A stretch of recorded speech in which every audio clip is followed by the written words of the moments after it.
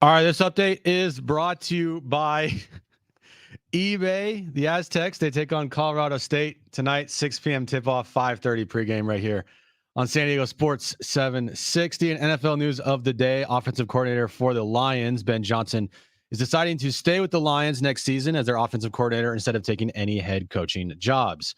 eBay Motors is here for the ride with the parts you need for the prices you want. And with eBay Guaranteed Fit, it's guaranteed to fit your ride the first time, every time, or your money back. Keep your ride or die alive at ebaymotors.com. Eligible items only. Exclusions may apply.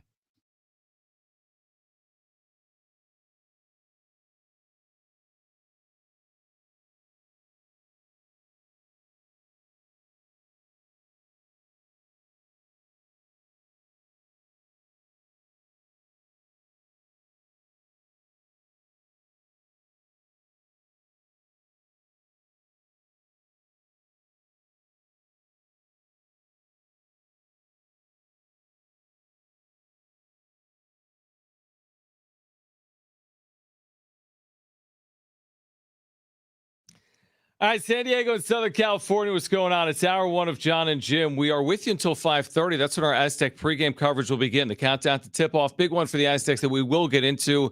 San Diego State in Fort Collins taking on Colorado State tonight at 6. Ted Leitner on the call. Pregame coverage beginning at 5:30. We'll catch up with Mark Ziegler from the UT at 4 about that game. He is in Fort Collins. Jennifer Lee Chan is a Niners beat writer for NBC Sports Bay Area.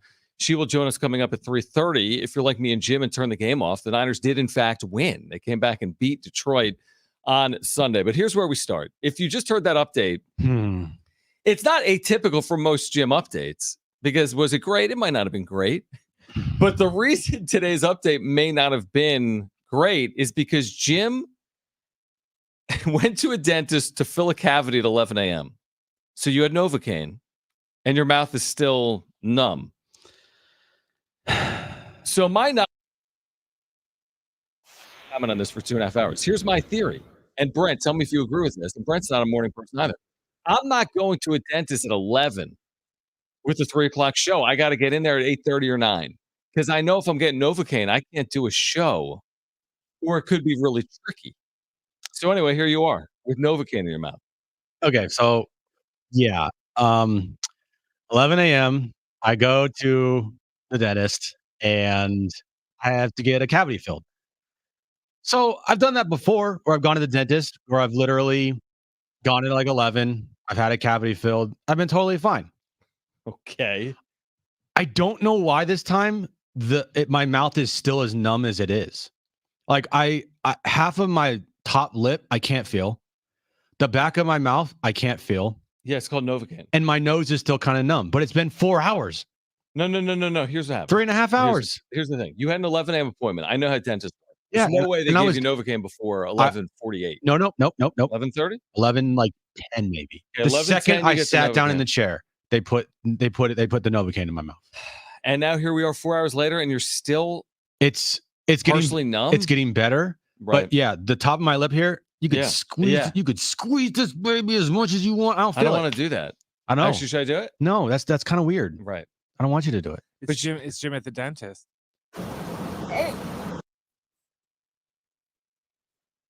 This real life. Amazing. You know what that's from, right? Well, it's David it at the dentist. Is it like a YouTube video? Yeah, Yeah, the I've little seen kid that. was all Yeah, doped because up he on got Novocaine. right, exactly. So anyway, oh, this should be a good 2.5 hours. This should be a great 2.5 hours. If you're listening and you already hate my voice, guess what? It's going to be even worse. So I don't know what to say. I don't know what to tell you. I'll try to get through this whole show. I would assume by at least 4 o'clock I should be better. You should be better right now. This is how soft you are. Dude, you should have seen me eating today. It was like I put the food in my mouth and I just like, wait, what? It's just like stuff falling out. Oh man, it was bad. But hear me out. I had a root canal within the last 6 months and did a show that day. That's great. And I probably had the root canal done at like 7:30 in the morning to make sure I'd be good to go for the show. So why are you blaming me for this? This is the time that they had set. They had the only time available. It was either 1 o'clock or 3 o'clock. Obviously, I can't do 3 o'clock. Can't do 1 o'clock. Right. And it was like, hey, 11 a.m. Is that going to work for you? Yeah, it's fine. Right. Rich says John punched him in the mouth. He won't feel it. I probably wouldn't, honestly. Like right here, dude. Honestly, I know you probably wouldn't. I don't agree. feel like my whole cheek right here. Ready? at the all numb. I don't feel anything. Would I feel it if I punch you? Well, you'd probably feel it. Yeah, I'd probably break my hand. You probably right hurt your hand, but it was even worse this morning. So I took a picture of it, and dude, picture of what? Your cheek? Dude, it's even worse. Put this on social media. It's even worse. My whole left side of my face is like numb and just like sagging. Dude, there's always something with you. Imagine if you did this the same day you were like sneezing and had an allergy attack. Maybe I should do it the same day I'm getting married. It's not a bad idea. Yeah. All right, San Diego State, Colorado State coming up at 6 p.m. pregame coverage at 5:30. We like to say it's a big one. They really all are. For San Diego State, Mark Ziegler will join us coming up at 4 p.m. This is one of those games, Jim, if you win on the road, it's like that's what you've been waiting for, that big road conference win. Again, I don't think it's easy. Colorado State has lost 4 of 6. They blew an 11-point lead inside of a minute somehow in Laramie this past weekend. Tonight is just, it's completely unpredictable and a massive game for both San Diego State and Colorado State. Who do you think it's bigger for? Probably Colorado State, and that's my worry. The Aztecs have been the two teams that they faced that were either ahead of them or on their same level in the conference standings, right? Boise State, New Mexico. Those 2 games, what did we say going into those 2 games? That they were big games for the opposition. That the home teams, New Mexico and Boise State, the game meant more for them. Mm-hmm. I'm kind of over that because you can't keep playing games where it's like, oh, if they lose, then it's because that team needed it more than the Aztecs. I'm sorry. I'm done with that. The Aztecs need this game badly tonight as well. So going into tonight, if they happen to lose, I'm not going to use that excuse of, well, it was a bigger game for Colorado State because they can't lose at home. Right. I'm over that. If the Aztecs expect to win this conference this year, they have to win games on the road in tough environments. And tonight is no exclusion. The Kanye Through the Wire or whatever, which is, by the way, sampled, right, Brent? Huh? Through the Wire sampled. That's Jim right now. Is it not? I don't even know if we're allowed to play music anymore on the radio, but I heard we're not. No, we're basically that town in Footloose now. Oh, Okay. Music and dancing is forbidden. Okay, so we're just gonna. Well, Are we can like a sing. music We can company sing. though? It's interesting. Allegedly. Well, we're Not on the AM really. side. We used to be. But Yeah. you know that song, right? Where like Kanye doesn't open his mouth. Biggest media company in the world. Can't It play was music. Diana Ross. Diana Ross. Anyway, that's what We you can remind me. talk about music though, Sure, right? yeah, absolutely. That's a good thing. At Absolutely. least we won't get fined for that. So San Diego State, Colorado State, Mark Ziegler will join us at 4. We have a pitcher that the Padres are interested in. Padres rumor.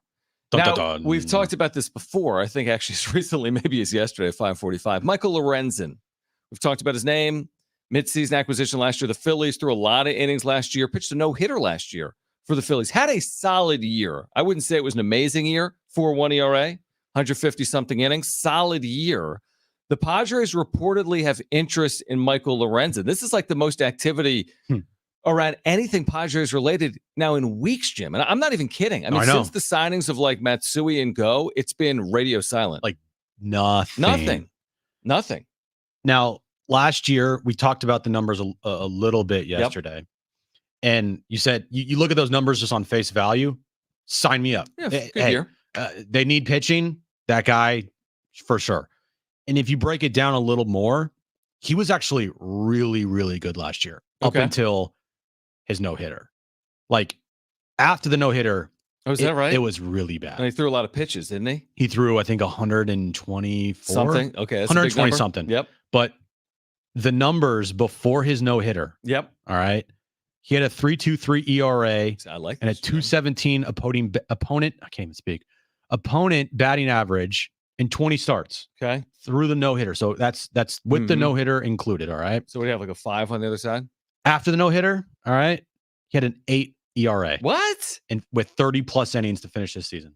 Really? Yeah. It was and that's what we've seen in baseball nowadays. If a guy's not used to throwing that many pitches, and they go that, like, look, obviously Michael Lorenzen, I'm sure he's not going to say, man, I wish I didn't throw that no-hitter so I could have had a better ERA last year. Like, you're going to want to throw the no-hitter. If I'm Michael Lorenzen, I want to throw the no-hitter. But you also can kind of correlate the end of his season struggles to the no-hitter and probably the amount of pitches he threw, because pitchers these days just aren't used to throwing that many pitches. So, but here's my question. So was this, I don't know if I haven't fully read up on this, and that was some very good insight from you. You must have been doing all kinds of reading while you were numb in that chair. I actually was like gagging and wanting to throw up. But anyway. But so here's my question. Was he hurt or was it fatigue? Well, this is a big difference. As in, if he was hurt, is he healthy? Or was he just fatigued? He didn't go on the IL. Okay. Not that, I mean, he may have. I don't know. He only made 11 appearances with the Phillies, 7 starts. That's a little short. I don't know either. If I'm going to be the guy, I'll be the he was fatigued guy. Because I want to believe that if the Padres do end up signing him. Right. If the Padres end up signing him, then I will be he was just fatigued last year guy. Because that's what I want to believe. Because I think it's easy to correlate. All right. After the no-hitter, he was tired. The 124 is something he's never done before, I don't think. Yeah. You look at his innings, most innings he's pitched in his entire career last year. Okay. That to me, I'm okay with. I would be fine with, and then there's going to be like more digging here to know the true reason why he may have had, fatigue issues or if he was actually injured or whatever the case may be. But before the no-hitter, man, he was great. Here's what I like. He's one of these guys that hasn't primarily been a starter in his career, but got built up last year by starting a lot. And because of that, because he's not a 3 or 5 year starter, do I get him a little bit out of value? Because he hasn't proven he can start consistently in the big leagues. Here's the other thing I like. He spent 7 years pitching for the Cincinnati Reds, as good of a hitter's yard as there is in the country outside of Coors Field, which is at a mile of elevation, right? His career ERA in 7 seasons in Cincinnati, that bandbox of a ballpark, was 4.07. Take a run off that thing at Petco Park. That's good. No joke. You can take throw him with Niebla. That's yes. Pitching whisperer. Guy hasn't started his whole career. Maybe you get him a little bit out of value because of that. Coming off a bad couple of weeks to finish the season. Again, I don't know what the cost is going to be, but I do know this. They have to finish off this rotation, have a realistic shot in 2024. What other options do you have other than just sometimes you got to buy the thing even if you don't have the money to do it? Like this is the one thing you kind of have to buy. I really believe that. They've got 3 legitimate starters. You need more than that. And how are they going to find it? If you want to go into the season and have Matt Waldron and Pedro Avila be your 4 and 5 starters, you're probably asking for it, to be honest with you. Not saying that those guys wouldn't be any good, but I think if you're asking them to make 25 to 30 starts, then you're really, Waldron and Avila, if you told me next year, both of those guys each made between 10 and 15 or 10 and 12 starts each, I'd feel okay with that. But if you told me that next year those guys make between 25 and 28 starts, I'd be like, okay, that's a problem. And who even knows if those guys would be built up to make that many starts in the first place? Because they've never done it before in their entire career. So you need more pitching. And I think if the Padres are okay with the struggles at the end of the year for Michael Lorenzen and can chalk it up to fatigue after his no-hitter and then look at the start of his season up until that no-hitter and say that's more or less the guy that we would be getting rather than the guy that was at the end of the year that had 8 ERA, then I think it's definitely something that I would do. Just again, the question mark is, all right, what's the money cost going to be? Because is he going to want a multiple year deal or can you get him on a 1-year deal? If you can get him on a 1-year deal for $10 million, then yeah, sign me up. But if he's asking for a multiple year deal, like $14 million a year, because that feels like the going rate for any pitcher nowadays, then I would probably look elsewhere. So to your point, a year ago, before he had ever been a primary starter in the big leagues, he got $8.5 million. Kind of that like Lugo, Waka, go prove something to me. We're not going to give you a fortune, but it's still decent. But now that he's started, I mean, how many starts did he make last year? A good amount, 20 plus. And he threw 150 innings. I mean, I think now that he has started, he made 25 starts last year. That 8.5 is going up at least 3-4 million. So now you're in that 11, 12. 10, 11. Yeah. For 1 year. Yeah, exactly. It's like we've said this. You can't do better than that unless you're finding a pitcher that wasn't a starter last year. But if you're going with a pitcher that wasn't a starter last year, you all of a sudden run into innings restrictions, which happened with the Padres a year ago. So maybe it's an inning restriction guy coupled with Avila or coupled with Waldron. Right. But I mean, it's nice to know they're at least having interest in someone. To be honest with you, because it's been like they've been a ghost. They really have. At least Preller's phone is on and potentially working. Yeah, I mean, there's other teams, I guess, that have interest. Baltimore is one of them. Mm-hmm. The Twins were in potentially on Lorenzen, but now they're not because they made a trade. Like Yeah. this is all of a sudden, and Preller said, like, we'll see if we can get some value in January. You got 36 hours in January. Yeah. And your pitchers and catchers report in a week and a half. And you're playing spring training games. Like now I'm on Team Jim here.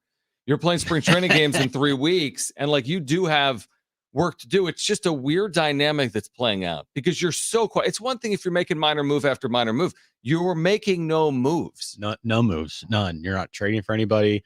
You have massive holes. We said it last week in Kevin's article about the upcoming, season.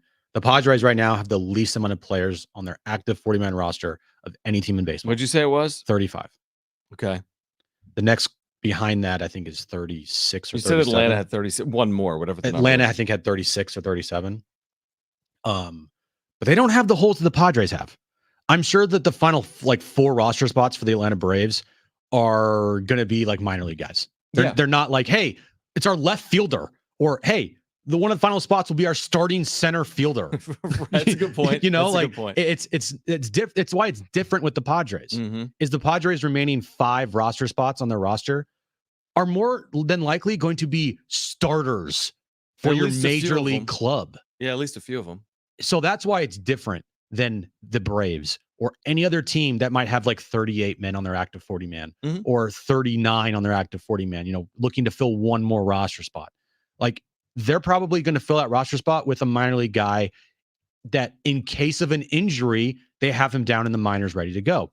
The Padres are looking for starters, left field, center field, right? Potentially first base, bench, another starter. They don't have these roster spots that they're going to fill with minor league guys that are going to be put in the minors in case of injuries to somebody that's going to be called up. They need starters. Well, here's the thing. If there's any good news here is that they massively missed the mark a year ago. And there's this idea that like it should just automatically be better than that because how on earth did last year occur? Now, they don't have the same team as last year. Maybe that's a good thing. They're also in as tough of a division as you could possibly imagine. I mean, with Arizona getting to a World Series, with the way the Dodgers spent, the way the Giants are so motivated to spend, and with a manager that's not going to be there for a decade, and they're trying to win now with. Well, they're not spending any money, actually. Well, they've spent more than the. Well, they spent right. $100 million. That might be besides Jung-Hoo Lee. What do they have? Okay, but that's one more significant addition than the Padres made, and those two teams are identical last year, essentially, between the Giants and the Padres. And the Padres have lost Juan Soto and others. It's just the division makes it tough. What doesn't make it as tough is there's multiple teams that get in via the wild card, and like these players can't be like you got to think that there's like a return to the mean for someone like a Musgrove, a Darvish, a Machado, a Bogarts. That's got to be your hope. Yeah, and I think it's going to be really hard for fans, and it's going to be hard for us too, to try and view this season potentially as like a transition year of we're gonna like take a step back, regroup, and then make another push next year. Like that's going to be say that. I know they won't. But if they do, see, that's the thing. If they say, "Hey, we're a playoff team," I know. Then the expectations are going to be playoffs, and if they miss the playoffs, then we're going to destroy them. But to your point is, if they say it, but the moves are, "Hey, Marcy made the opening day roster," and "Hey, Avila and Waldron are in your rotation to start the year." It's like, yeah, your actions. Hold on, you say you can win the division, but you've lost a lot of pieces from last year, and you didn't win the. Yeah, that's what I'm saying. I almost think it's a hard spot. Like if I'm Eric Etzenda, who even knows what Eric Etzenda is thinking? But it's a hard spot because if you overpromise here, hey, we think we've doubled down, we're going to be better, and we're going to win a World Series at some point. Well, hold on. Yeah. But if you say, hey, we're going to rebuild in 2025, it's going to be great. People are like, what do you mean you're rebuilding? Well, they're not going to say that. We know that. But whenever it's reported by Dennis or Kevin, that the intentions of the organization is to have this be a developmental / transition year to where they can regroup and make sure that they get all their money issues in order, right? And they have the books be, in the green instead of in the red. And then next offseason, that's when they can maybe make a couple moves to help next year's club. But I don't know if that's going to fly with fans. I really don't.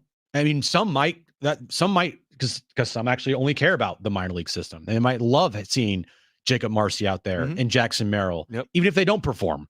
And if they do perform, then that's great. But you're running a big risk here coming off of last year's debacle and 2021's debacle and their third manager in 4 years. Third manager in 4 years.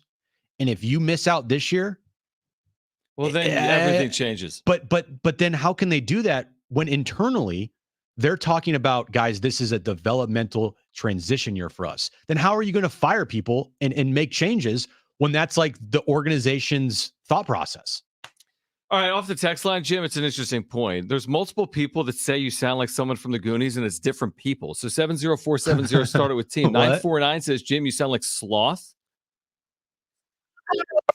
And then 619 says, Jim, you sound like Chunk from the Goonies. Is that the same? No, it's different. The kid. Someone else said, Jim, a numb mouth is better than a numb brain. You've got this. Thanks. Someone said, lay off drugs. Starting to affect your work. When has that ever happened? 913, Jim, maybe you should do a darkness retreat during the show and let John handle things. Angry Jim can't come out while you are numb. Well, I tell you what. Actually speaking and talking is like helping. Yeah, it's getting better because ever since 11:40 this morning when I was done, I haven't talked.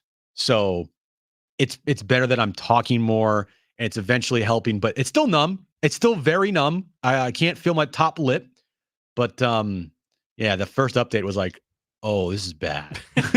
This is bad. Jennifer Lee Chan covers the Niners, and Jim likes the Niners, and we'll talk about the upcoming Super Bowl with Jennifer like Lee the Chan Niners. on the other side. At 3:45, we're talking about this from 619 that just rolled in. You guys do realize it's not just the Padres that aren't making any moves, right? Snell and Bellinger are playing the long game to get their best offer. Once they sign, it will trickle down to all the smaller names. Most moves will be made like a week before or after the start of training camp. I think we mean spring training. Let it play out. We'll talk about that coming up in about 20 minutes. But Jennifer Lee Chan, beat writer, NBC Sports Bay Area, covering the Niners. She'll join us coming up next right here on Jon and Jim.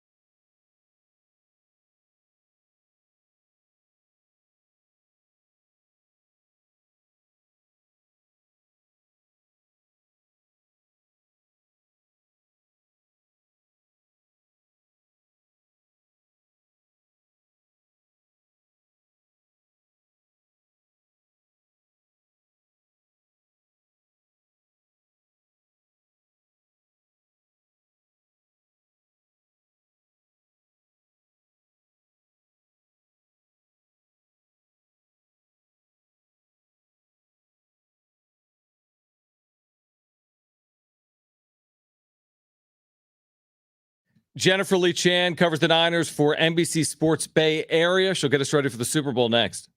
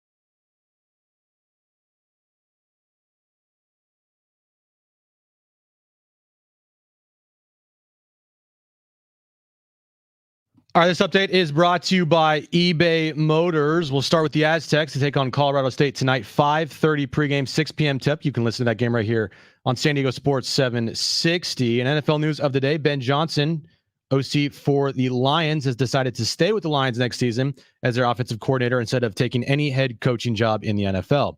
eBay Motors is here for the ride with the parts that you need for the prices you want.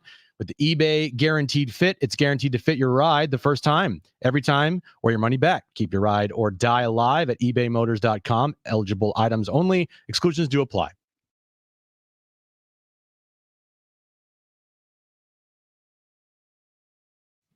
All right, Jennifer Lee Chan covers the Niners for NBC Sports Bay Area. She'll join us momentarily. Super Bowl is set, Jim. It'll be the Niners and the Chiefs. What? Yeah. Vegas. What happened? Niners came back, big deficit, largest deficit in championship game history in the second half to win. Is that good? For the Niners, it was. It wasn't so good for the Lions. No. And if you turn on Detroit Sports Talk Radio today and the next 19 weeks, it's not going to be ideal. So bad. Okay, hold on. Let me try to get Jennifer Lee Chan's phone number to Brent because Wrong phone number? Well, he said, yes, because Brent says the number's disconnected. Oh, here's why, because I typed in a wrong number. And if That's you have one probably wrong why. number, it changes everything, which I think is so dumb. Don't you hate that? I really do hate that. It's like if you go to a website and you have one wrong letter and then you don't go there. Like if you go to tspn.com, it won't be ESPN unless it redirects. Yeah. You know? Yeah. What were we talking about? Oh, yeah. Anyway, it's 49ers are playing the Super Bowl. Niners, Chiefs. Jennifer Lee Chan covers the Niners, NBC Sports Bay Area. She'll join us momentarily now that I've given Brent her proper phone number. And then we'll get back to this Padres conversation at 3:45 in terms of why everything has been so quiet. Is it just the Padres or the Padres, among 24 teams that have had a quiet offseason to this point? But let's talk about it. Super Bowl is set. Jennifer Lee Chan is with us, covers the Niners for NBC Sports Bay Area. With us here, Jon and Jim on San Diego Sports 760. We appreciate you taking some time for us, Jennifer, here in Southern California. You go back to Sunday and the turnaround.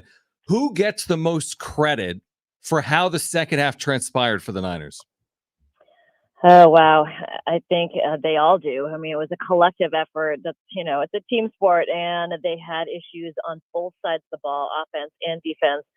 And, Jake Moody on special teams didn't make that field goal to start the game. So, I mean, all around turnaround for everybody. Nick Bosa spoke to me after the game and said he was laying on the ground with a heat pack on his lower back, just screaming things to everybody in the locker room that could hear, just do your job.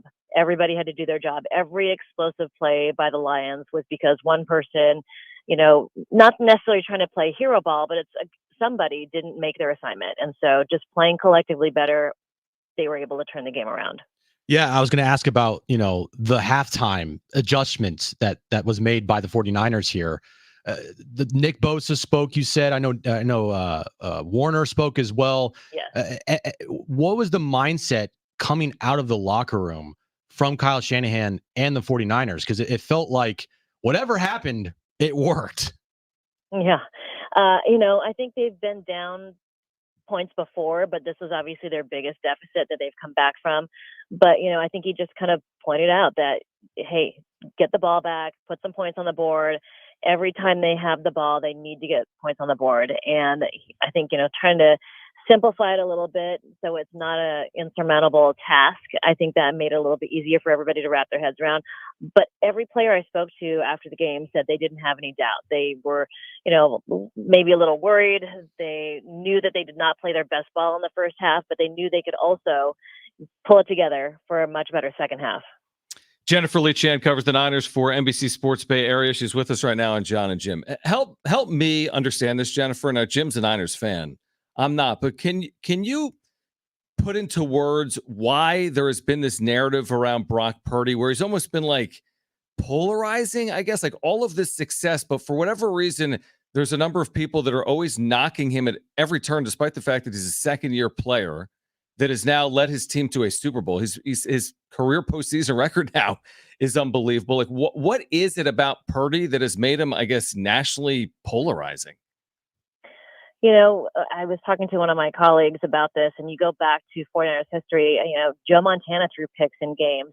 Steve Young threw picks in games. Jeff Garcia, who holds a ton of records, threw picks as well. I think it's the state of the world. It's social media. It's people needing clicks. It's people needing to make news. Because honestly, Brock Purdy is such a good kid. There will never be any off-field issues. His family is fantastic. This locker room, there's no drama with it. And I think that's part of it. There's such a solid team from top to bottom. No off-the-field issues. Kyle Shanahan is great with media. John Lynch is likable across the league. There's no drama. So the only way to stir the pot is to put it on the guy who was not a top draft pick, who hasn't, I guess, proven himself so far to some people. But I mean, taking his team to 2 NFC championships and then now a Super Bowl, I don't think you can not give the guy his due. I'm sure a lot of people would rather have, if you're a 49ers fan or anybody in that 49ers building, they'd rather have won these games, 40-0. But do you think the way that they won these last 2 games with Green Bay and now Detroit, the largest comeback in championship game history, do you think that almost is going to help them going into the Super Bowl with the mindset of like, look, even if there's something that happens in the Super Bowl, we go down by a couple scores, we still feel like we can win the game now that they have experience doing it? Absolutely. Absolutely. I mean, I think they're battle tested. Going through adversity is the best thing for them. You look at how they went through to the Super Bowl in 2019, they rolled their opponents in the playoffs. And I think when they got down to the Kansas City Chiefs, in the fourth quarter, they had a 10-point lead. So to let that slip away, I think, I don't know if they were necessarily overconfident at that point, but I think the fact that they know how to come back in the second half of these games makes a huge difference going forward in the Super Bowl. So is this, they should be the favorite based on what they've accomplished this year, even though they're staring at Patrick Mahomes and Andy Reid and the Chiefs, or how do you see that? I think it's a really evenly matched game. I just watched that Baltimore Ravens Kansas City Chiefs game, and man, the connection between Patrick Mahomes and Travis Kelce is unbelievable. I mean, he caught 11 of 11 for over 100 yards. The two are unstoppable. So I think that's going to be a huge task for the 49ers defense. And then, of course, stopping the run, trying to make Patrick Mahomes only throw it. I mean, but he's got so many good targets. He's just one of the best quarterbacks in the league. And I know that, a lot of what you're talking about is first round draft picks for quarterbacks going against the last pick in the draft. But Brock Purdy, I think he's had to fight through adversity just like the 49ers as a team. And I think that makes him more experienced for a second-year quarterback. And I think it just gives him more grit. When you look at this game, the Niners defense has been an issue the last couple of weeks.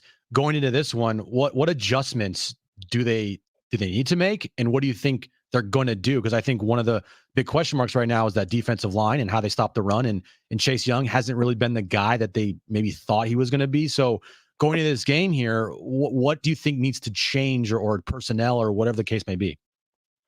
I mean, it's looking at what they did in the second half, making sure that everybody stays on their assignments and not letting runs get through, better tackling. I think that was an issue in the first half as well. They weren't staying with their assignments. When they had chance to take guys down, they weren't doing it.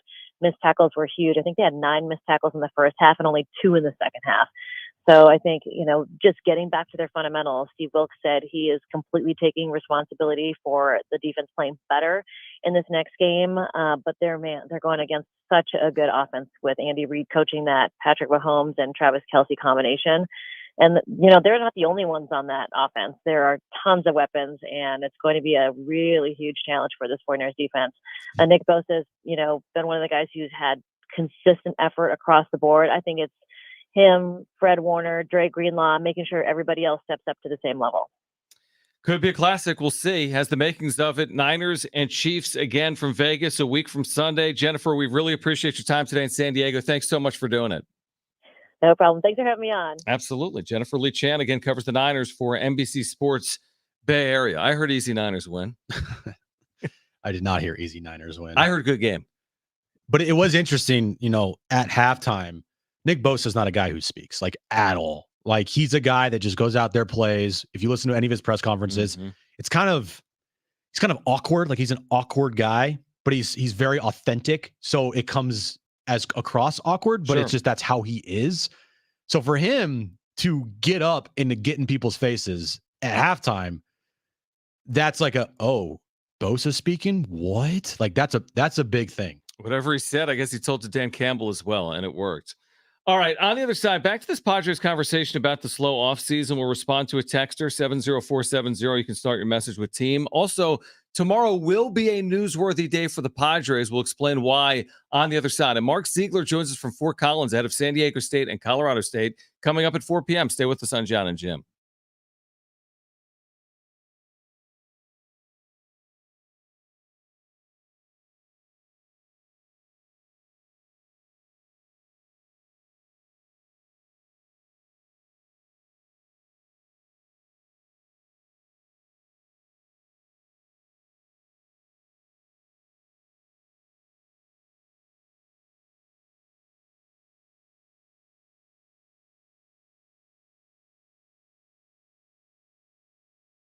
All right, hey guys, it's Schaefer. I've been telling you about Windmill Farms for weeks and weeks, if not months and months, and all your tailgating needs for the upcoming big game, you can get done at Windmill Farms. In addition to that, if you're looking for a quick, easy, affordable lunch spot in San Diego during your work week, look no further than Windmill Farms, because at their deli, with a sandwich card, your 8th sandwich is free.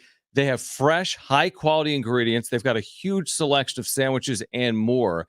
And they keep their prices incredibly low. They really pride themselves on low prices at their deli. So they've got the deli for your work week, and they get you ready for your game day needs with the organic farm fresh produce and meats, their amazing craft beer selection. Pick it all up there for the big game. They're centrally located off Del Cerro Boulevard, right across the freeway from Montezuma Mesa. They're family-owned. Trevor and his family serving San Diegans for 20-plus years, supporting local businesses, Harris Ranch, Mr. G Salsa, and more. And here's the thing. Even if you don't live or work near San Diego State, you can find Windmill Farms on Instacart. Just have your groceries delivered directly to your doorstep. It's so simple. Find them on Instacart. Find them, by the way, on social media as well. WindmillFarmsMarket.com or Instagram to see their weekly specials. Again, WindmillFarmsMarket.com.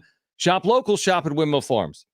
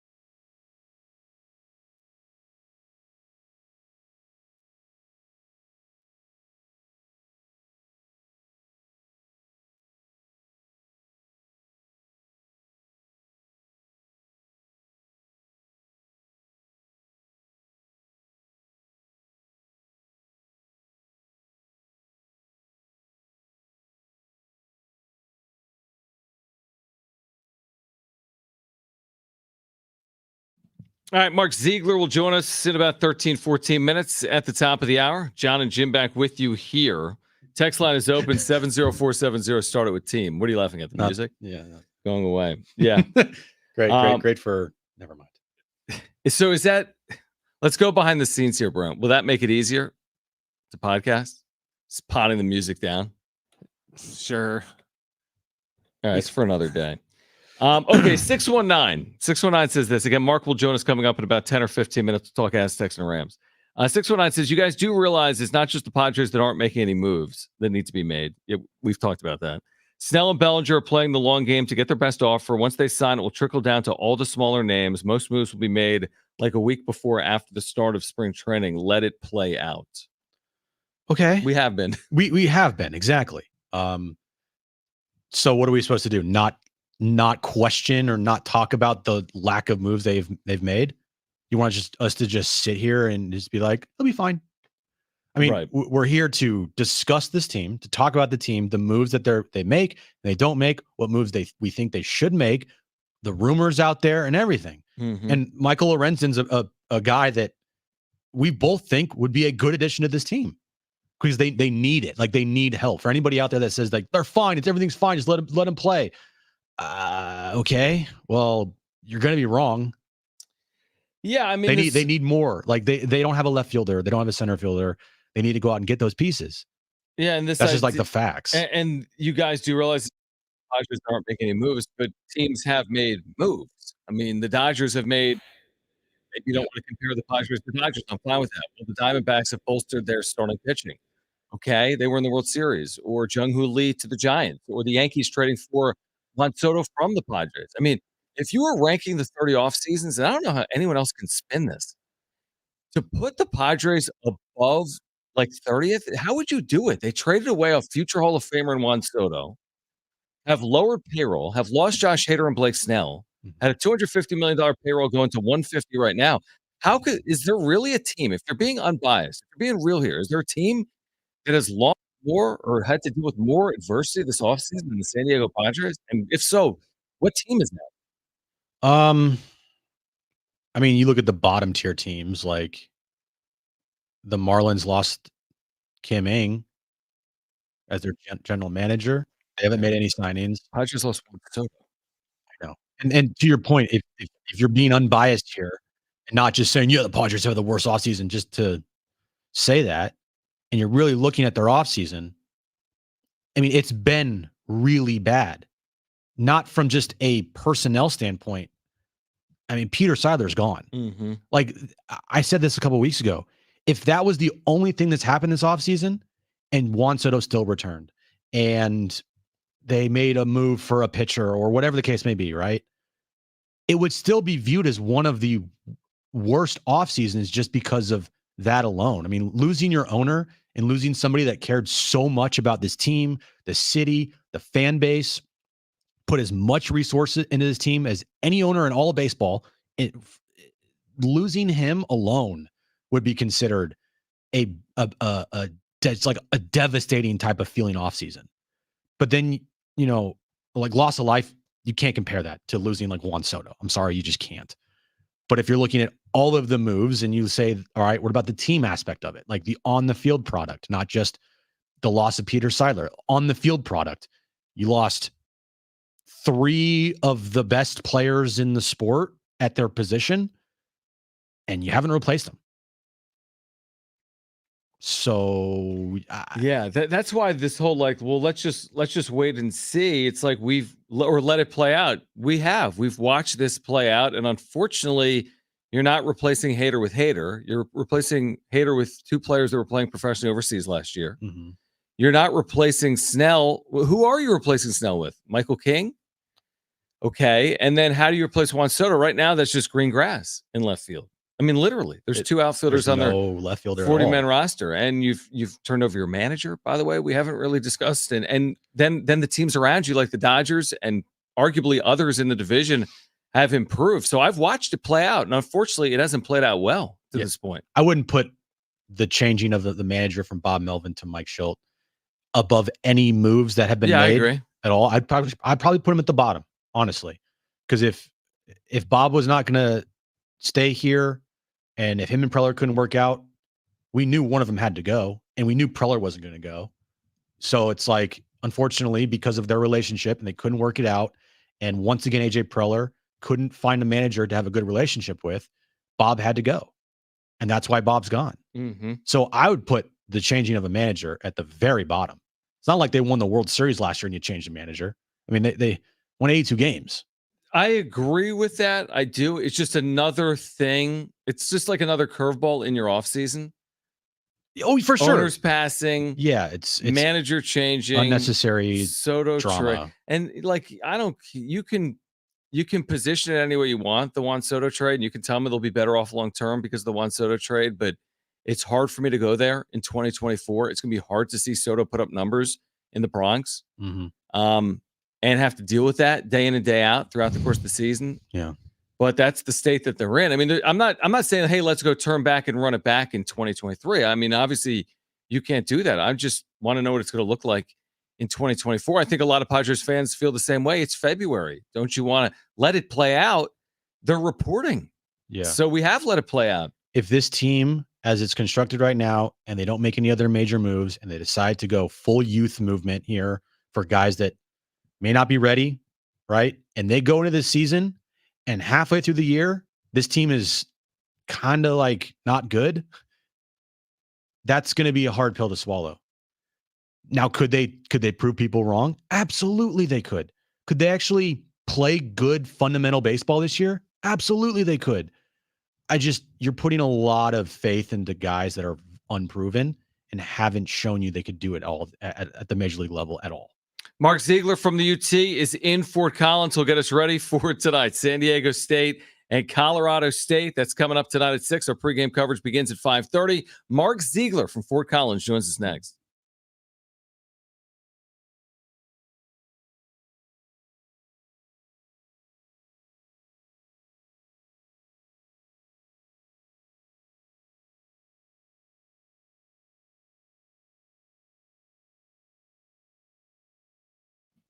All right, hey guys, the big game is just around the corner, and you can play along right now in Underdog Fantasy with the Pick'em game. You pick between 2 to 5 players and select higher or lower on a player's stats. And if your pick hits, you can win up to 100 times your money in one single night.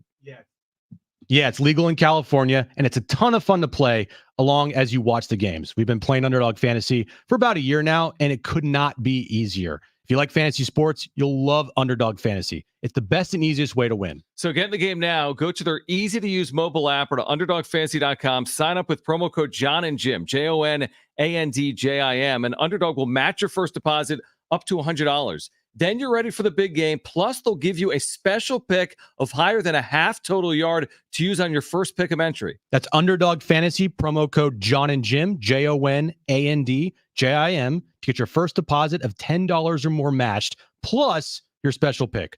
Must be 18 years or older and present in a state where Underdog Fantasy operates. Terms do apply. Concerned with your play? Call 1-800-GAMBLER or visit www.ncpgambling.org.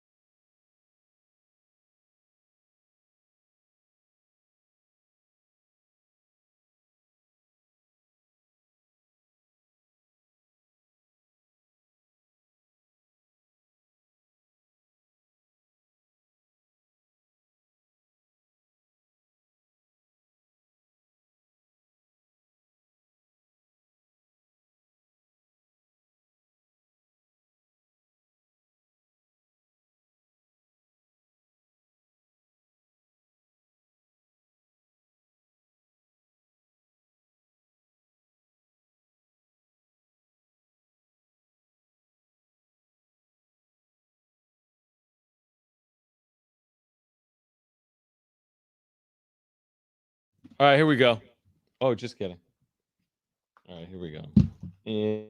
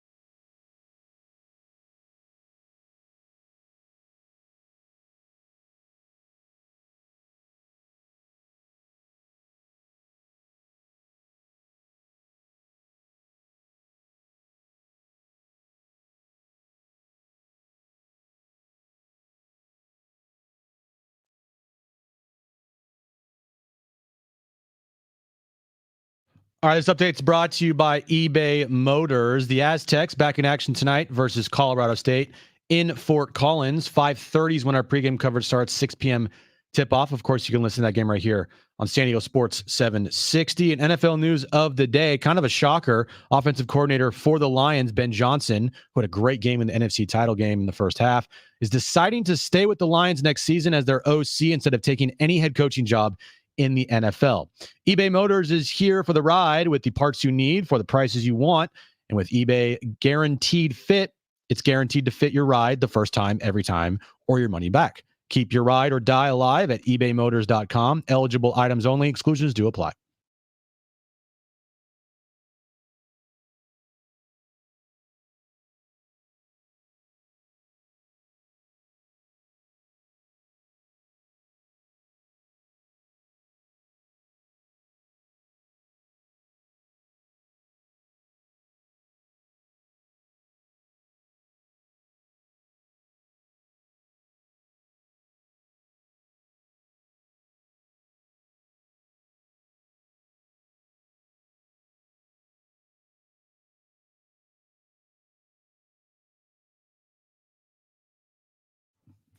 all right, San Diego, Southern California, what's going on? Mark Ziegler from the UT is going to join us momentarily. All right. By the way, my mom has advice for you. She has texted in. What did we'll she get say? to that on the other side of this conversation. About my mouth? Exactly. She's listening. All right. I'm Mark so Ziegler sorry. is with us from Fort Collins. San Diego State is another big one. This really began. Mark wrote it really well yesterday in the UT, or I read it online last night. It might be in today's UT, about just the importance of where we are right now for San Diego State. This is the teeth of their schedule. Aztecs and Rams at 6. Pregame coverage right here at 5:30. Mark, you've watched San Diego State obviously throughout the course of this season in the last decade plus. In your opinion, what does San Diego State still need to show us or still need to do to unlock its full potential? Got to shoot the ball. Right. That's been the problem right now. I mean, I knew they weren't shooting it great, but when I looked last week and looked at the stats for the Mountain West, and they were in last place in shooting and 3-point shooting, that really struck me. I knew they would be toward the bottom, but I didn't think they'd be last. And is that a correlation with maybe, how teams are playing Jaden Ledee now? It feels like the last couple games on the road, especially, a lot of double teams, even triple teams. And with their shooting woes, you're not seeing the big, outputs from Jaden Ledee here. And like, is that their main emphasis going forward, is to unlock Jaden more? If we don't shoot better, it's going to be a problem. Yeah, I mean, teams are going to keep doubling them more and more and more until somebody makes them pay. And right now they're not making them pay, particularly from the 3-point line. Now that could change. I mean, as Brian Dutcher points out, this is a better shooting team than the stats are showing. And so he's just waiting for them to have that big night. And it could be tonight. It could be, next week, who knows? But once teams start making them pay, and then defenses, once the Aztecs start making other teams pay, then the defense kind of loosens up a little bit, and it's a pick your poison type thing. And maybe Jaden gets a little bit more opportunity, but he's still going to get his chances. As Brian Dutcher likes to say, you can't double team an offensive rebound, and he'll get a lot of points off of that. He'll get some in transition, and they'll ISO him a little bit where it's hard to double team. But the main thing right now is guys got to make 3-point shots. Mark, you and I have talked about this a good amount. You've written about it as well. This idea that San Diego State's been playing on shorter rest than its opponent. Now, they aren't now. They've had a week off, and CSU has played a lot of games, and they've struggled here recently as well. How much of this, in terms of the poor shooting, has to do with potentially just legs for San Diego State? It's a possibility, and I think we'll get our answer tonight a little bit, and definitely on Saturday. It was a grueling stretch for them, and it's going to be a grueling stretch coming up here. But the fact that they were, playing all those games, they didn't have a bye, and then teams they were playing were more rested, just made it even more difficult. But they're going to need the rest. I mean, they've got, 3 of the next 4 are on the road, and all 3 of them are at altitude. They haven't won at altitude this year. I think that will change, but they've got to do it, and again, it all comes back to the ability to shoot. How's the health of this team? I know Reese Waters is dealing with like an ankle thing. Darion's been in and out at times. Is the health of this team, and same thing with Miles Bird, with like a hip issue. How's the full health of this team with the week off that it just had? A lot better, although 3 guys got sick. And so we'll see how much, Jaden Ledee had food poisoning and missed essentially 4 days, but only 2 of them were practices. And we'll see how much of a residual effect that has on his performance, ability to get up and down the floor, play at the high energy level that he does in altitude. But they're getting a lot healthier. And it's just, the thing with the health is it's so easy to compare it to last year. And this was like the healthiest team in maybe the history of college basketball, and certainly in the nation. I mean, they had no injuries last year, and it showed. I mean, they had their depth. They just ground teams down. This year, it just seems like every time they seem to be getting healthy, something happens. Somebody else gets twisted ankle, or gets sick, or hurts a finger, or who knows what. And they're just kind of snake bit a little bit this year. But this is as healthy as they've been maybe in the last 3 or 4 weeks.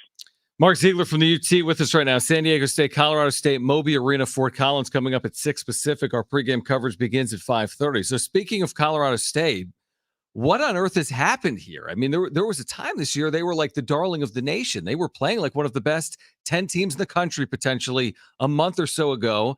They had an inexplicable, unbelievable loss Saturday in Laramie. They've lost 4 of 6.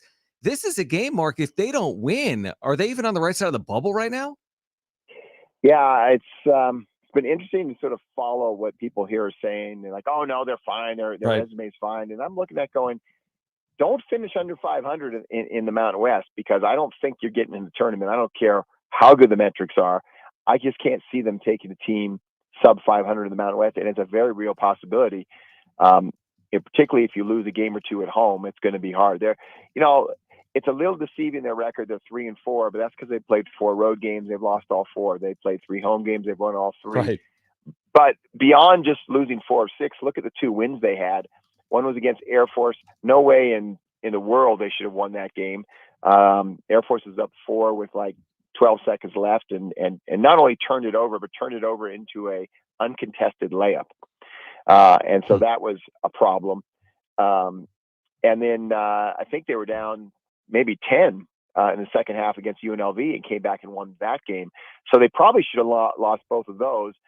Now, the flip side of that is they probably should have won at Wyoming, but that loss, when you're up 11 with 1:11 left, 71 seconds left in the game, and you lose to your rival and they storm the court when you really, really need a win, that's just, we'll see what kind of character they have, and but this is kind of like their last stand, as you point out. If they lose this game, I think they're done. They're not contending for the conference title. They might not even be in it right now, but there's going to be teams moving ahead of them in the pecking order for NCAA tournament bids here pretty quick. We're almost halfway through the conference schedule here, heading into February. Has anything surprised you so far about the conference going into conference play? We said that this is a stacked Mountain West. Has anything surprised you up to this point? Well, Utah State. I mean, everybody. I don't think anybody had them anywhere near the top. Their preseason rankings. I mean, they had to replace every single point from last year. I mean, that's just unheard of. I guess in the era of the transfer portal and 2-time transfers, we're going to be seeing that more and more, particularly with coaching changes. Danny Sprinkle's done a great job. I don't know if people remember, but he was a finalist, from what we heard, for the USD job before Steve Lavin got it. And there were a lot of people in the coaching community really thought that would have been a good hire for USD. So USD had their shot at them and passed. And you're looking at what he has done this year. They hadn't had a sort of a marquee win, at least on the road, and they got that at Boise State. A team that just a couple weeks before was on a 22-game home win streak. And so both their road wins in conference have been a little bit fortunate. They got a gift from the officials of 5-point play at UNLV, and they won in overtime thanks to a last-second basket in regulation that put it in overtime against Boise State. I think their big litmus test is going to come Saturday in VAS Arena. We'll see what they can do there. But no one in their wildest dream thought that they would be leading this conference right now. Mark, are the 2 front runners for player of the year in the league still Jaden Ledeen and Isaiah Stevens? Is that what you would say at this point, or not? No, I think there's some other guys in there. I mean, you could look at one of the guys at New Mexico, and then Great Osobor from Utah State has had an incredible season. And those awards are so weird. I mean, I always sort of lean towards voting, particularly with Coach of the Year. I always vote for whoever wins the conference. I think that's the Coach of the Year.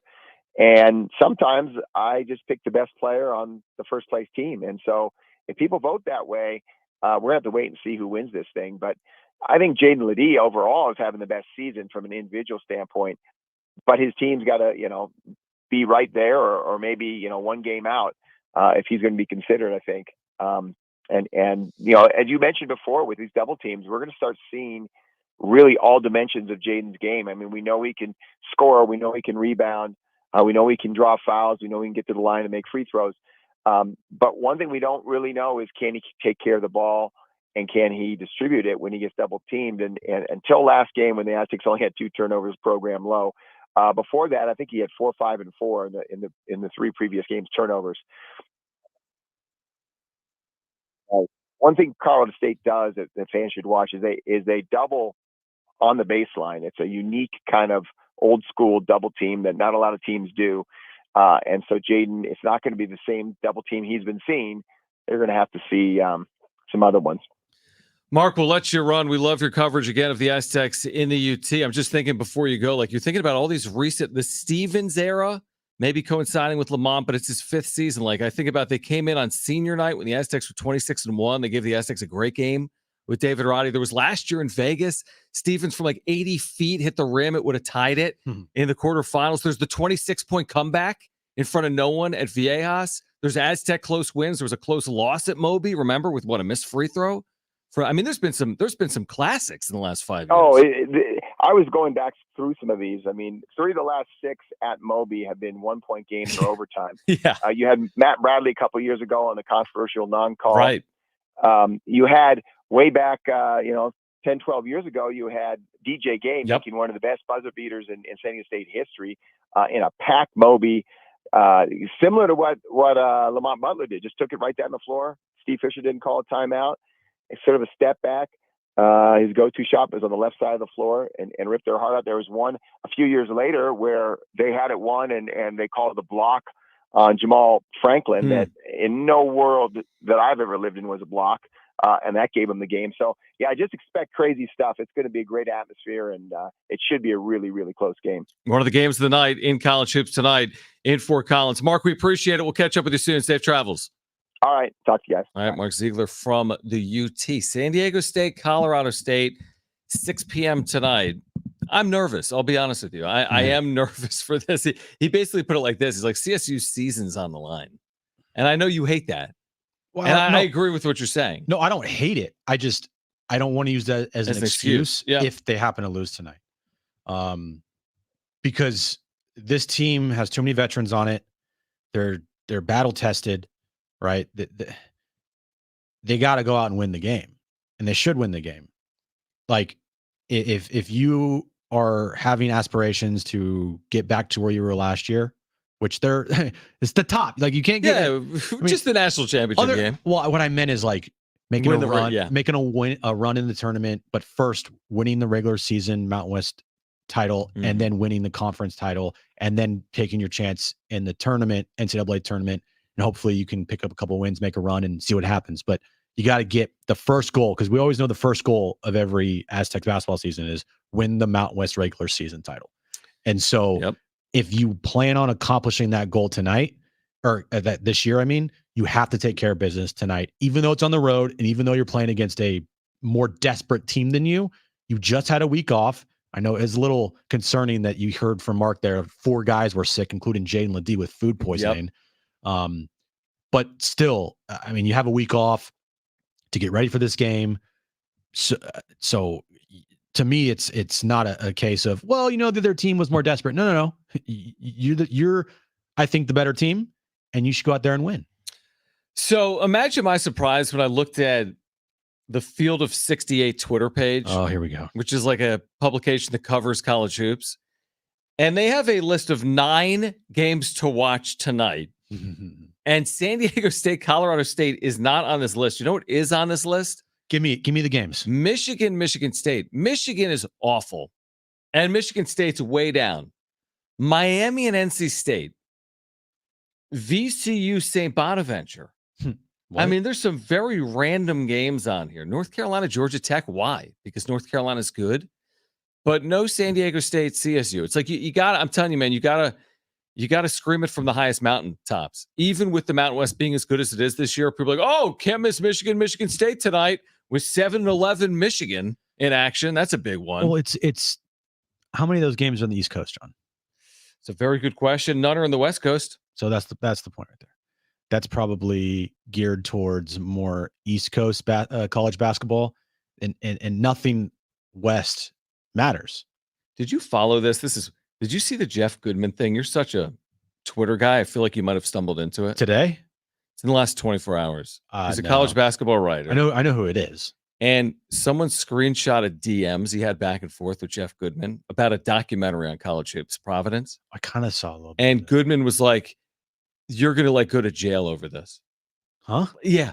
So anyway, he has been vilified everywhere. Jeff Goodman? Yeah, because of what he told to some independent documentary maker over some random documentary about Providence College. You need to see this. And anyway, this documentary now has hundreds and hundreds and hundreds of thousands of views on YouTube it wouldn't have received. And Jeff Goodman cannot tweet Jim without everyone replying with his screenshots of what he told this random guy, which proves this point. Be careful what you put on social media. Oh, yeah. And I should probably tell that to Jim because Jim doesn't really care. I don't put screenshots on social media. I just do funny GIFs and memes and exactly. You're not ask the question when the Padres are going to make a move. Right. You're not threatening people on social media. Well, I'm not threatening people. But there are a lot of people out there that love to troll me. Oh, 100. And they think that I'm upset when I respond, but it's funny because I sit there and I laugh. All right. My mom has texted me. Okay. And I remember we had her in studio like a year ago, and she like wanted to tell like my whole life story about me like playing with blocks when I was 3 or something. Yeah.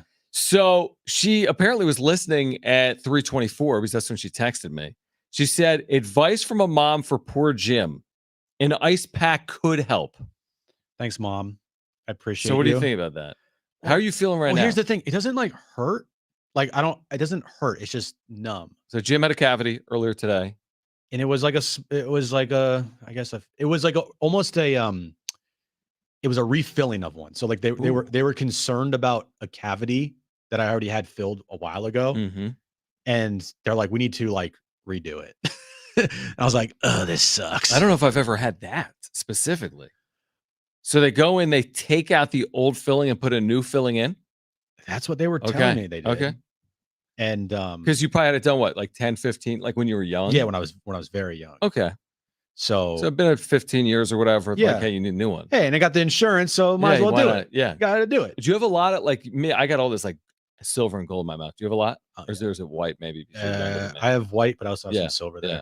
I was very bad when I was younger. A lot of candy, not a lot of brushing my teeth. What do you mean when you were younger? You're still bad. Every day you're picking up a Coke, you're picking up Doritos, you're eating like gummy bears, you're eating cookies. I know. But I brush my teeth a lot. Oh, great. Congratulations. I mean, it's kind of like a prerequisite to be like a human. Here's some advice for you out there, for everybody out there. If you are in your early 30s like me. Yeah, from the guy with 20 cavities. Right. Dentist to get your teeth cleaned. I agree with that. Because you don't want to put it off. Don't put that off. Right. Like cavities, the fillings, they suck. All of it. Mm-hmm. I've never had a root canal, never been close to one, knock on wood. I just had one. But I get my teeth cleaned a lot now. When in the past, I didn't. Yeah. And it is something that does suck. It's not the most fun thing in the world to do. Mm-hmm. But it's so worth it just to go and get your teeth cleaned. Remember how much you scared me over the root canal? Remember I had that like piece of my tooth that kept coming out, that temporary filling I had in for like weeks? Yeah. Honestly, at some point in your life, you may have a root canal. Hopefully not, but you have a lot of cavities like me.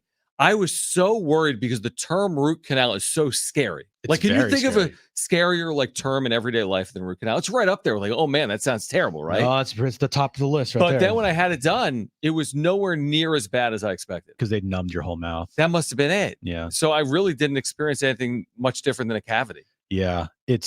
I used to hate, I still don't like going to the dentist. No, either do I. But I would put off everything. I would just never go. Mm-hmm. And when I finally went, it was like, oh, I should probably be doing this. And it's nice to have like insurance to like go and do it. Yeah, and it's like nice to not go in and all of a sudden have like 4 root canals. At least if you're going every 6 months or something, they'll tell you if you got an issue before it becomes like a huge issue. Yeah. So if you put it off for 4 years, all of a sudden you could have a huge issue. Yeah. So advice for anybody out there that hates the dentist, go. You gotta go, man. You gotta go get your teeth cleaned. It's worth it. It might suck in the moment, but like trust me, it will make things a lot easier for you in the future. Ted Leitner has tweeted from Fort Collins. Oh, nice. He'll What be on the call does tonight. Uncle Teddy say? Ted Leitner, 8 minutes ago, at Ted Leitner on Twitter or X. Perhaps a good omen for Aztecs basketball tonight at Colorado State. 62 degrees and sunny. No wind, no snow on the ground. It's the quote unquote, you brought the San Diego weather with your routine. Oh, okay. Now play like you're at home at the Madhouse. See you on the radio. So he knows it's not a football game, right? Right. This is an indoor game. Indoor Good point. Yeah. This will not be played outside. The weather conditions will not affect the game like it would have in Detroit if Detroit, didn't have a dome versus the Buccaneers. That was so cringe. That was very cringe. Very cringe. Yeah. All right. On the other side, by the way, we've got a great giveaway today. We mentioned it yesterday. This concert was announced yesterday. Train and REO Speedwagon. We've got tickets for a concert that was announced yesterday. It will be September 10th at the North Island Credit Union Amphitheater. We'll give away those tickets this hour during Trainwreck Radio. That's trivia. Tickets and info at livenation.com. But again, Train with REO Speedwagon. Kind of makes sense, right? Like train and wagon. Is that similar music? Right? No, hold on. We can't talk about music, guys. What are we doing here? Okay, you shouldn't have even said that. And I'll explain off the air on the other side. Coming up on the other side is the wrap. Check your email, Jim. Coming up next is the wrap. Am I Still fired? ahead, your chance to win tickets to Train and REO Speedwagon. Stay with us on Jon and Jim, you idiot.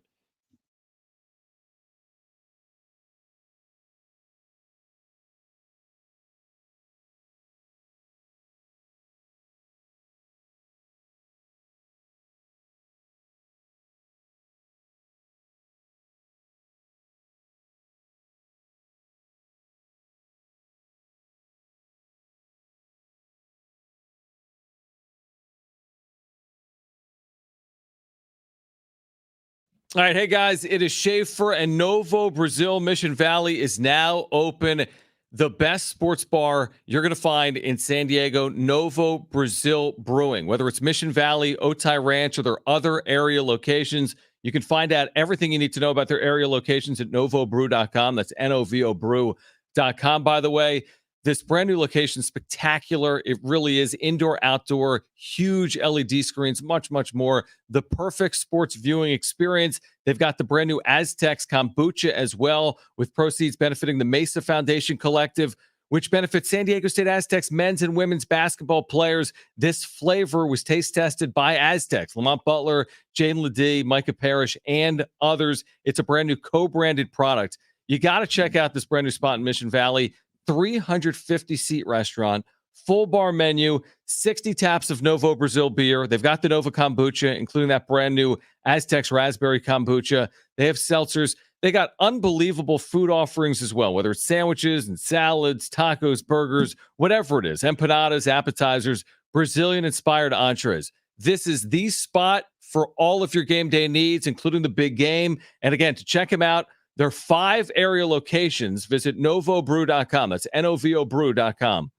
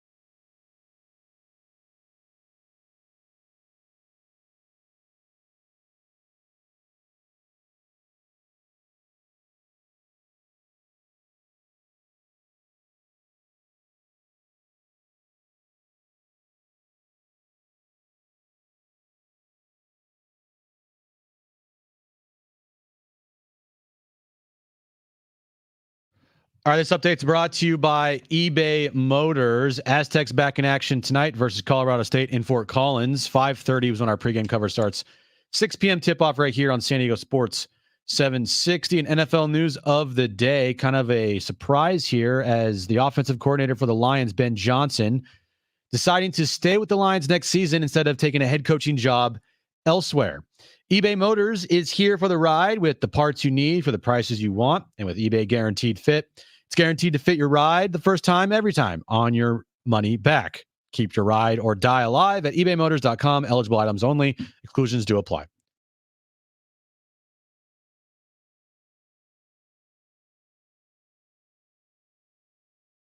$619.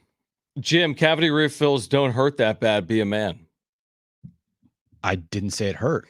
I'm just reading the text. No, I know. I'm just, I said last segment, it doesn't hurt. I'm just numb, like very numb still.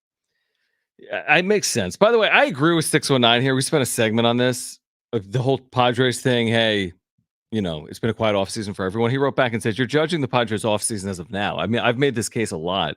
When I say let it play out, I mean, don't judge until opening day. By then, I promise you the roster won't look like it does today. Don't grade an incomplete assignment until it's finished. Can't do that. We can't. Exactly. I mean, what are we supposed to do? Just reserve judgment for months and not talk about them? Yeah. I mean, what are you supposed to do? Sit around and really have faith that Preller's going to make all the right moves? Yeah. I mean, right. We're not in a market with 11 professional franchises, right? Like if you're in Detroit, we probably wouldn't be talking Tigers today. We'd probably be talking Lions. Okay. What that big Pistons 2-game win streak? Or that. Oh. Or the Red Wings, big home ice advantage. What? But my point is, like, people come to us for Padres related content, which we like to share with them when we have things. We can't force feed it through. Yeah. We have something today. Padres are in a rumor.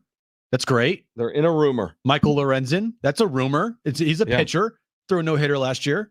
Had a pretty decent season, minus the last 30+ innings. But anyway, that's a name. That's a name. Actual big leaguer, an actual major league pitcher, not some rando minor league guy that they picked up. We'll get to the wrap in a moment. By the way, the Wooden Award has announced its 20 finalists. Player of the Year in college basketball, Jaden Ledee is on the list. He's one of 20 remaining players to win National Player of the Year in college basketball. 5:30, our pregame coverage will begin, as Jim just said. Right now, let's get to this.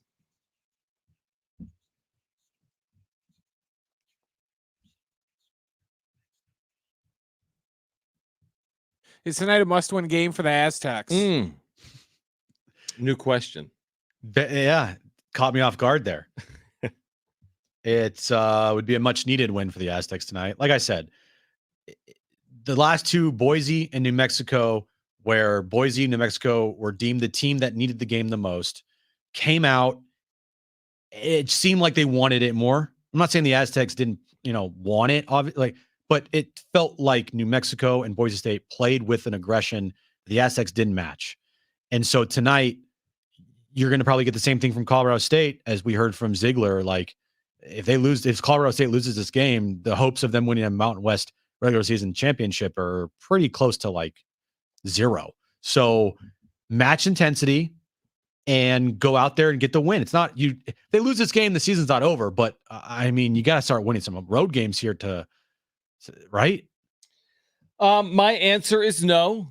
It is not a must-win game. I agree with everything you're saying. You'd love to get it. At some point, you'd think you'd have to get one of these games, like in Reno against Nevada, in Vegas against UNLV, in Logan against Utah State. You get the point.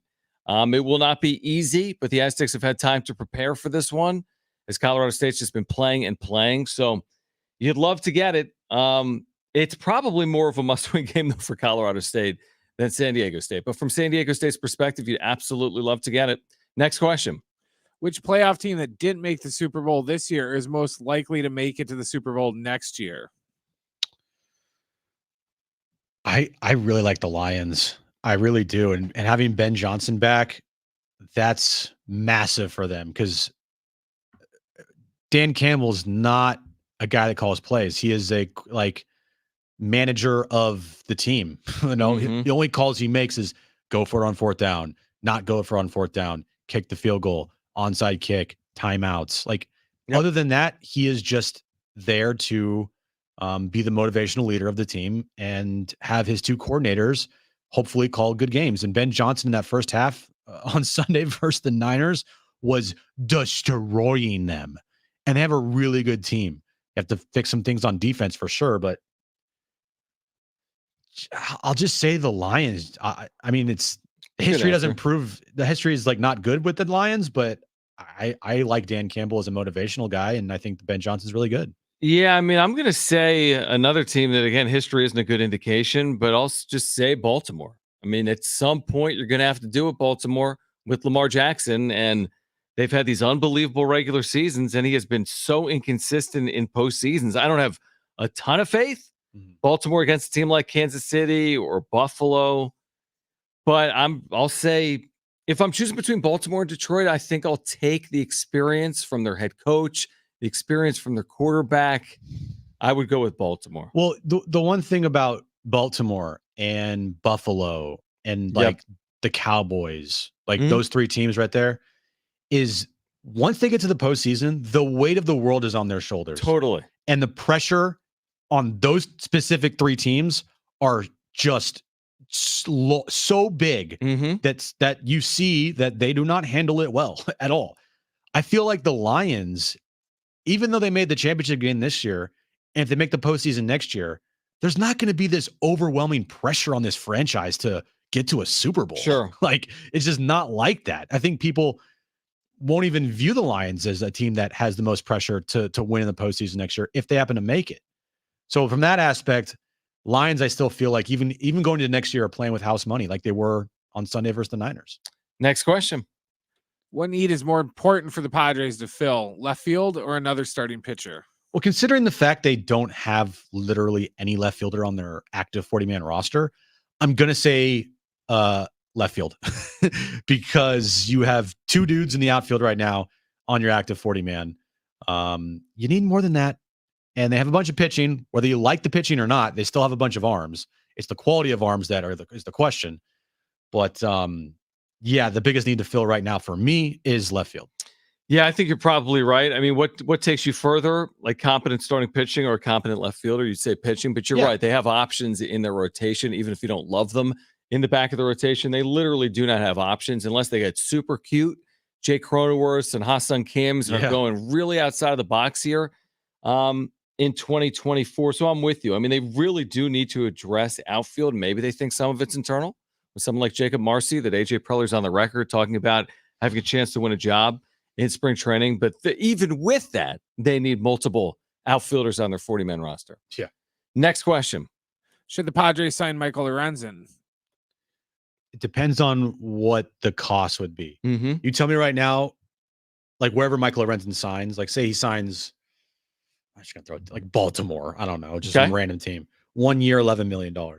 Yeah, I'm in.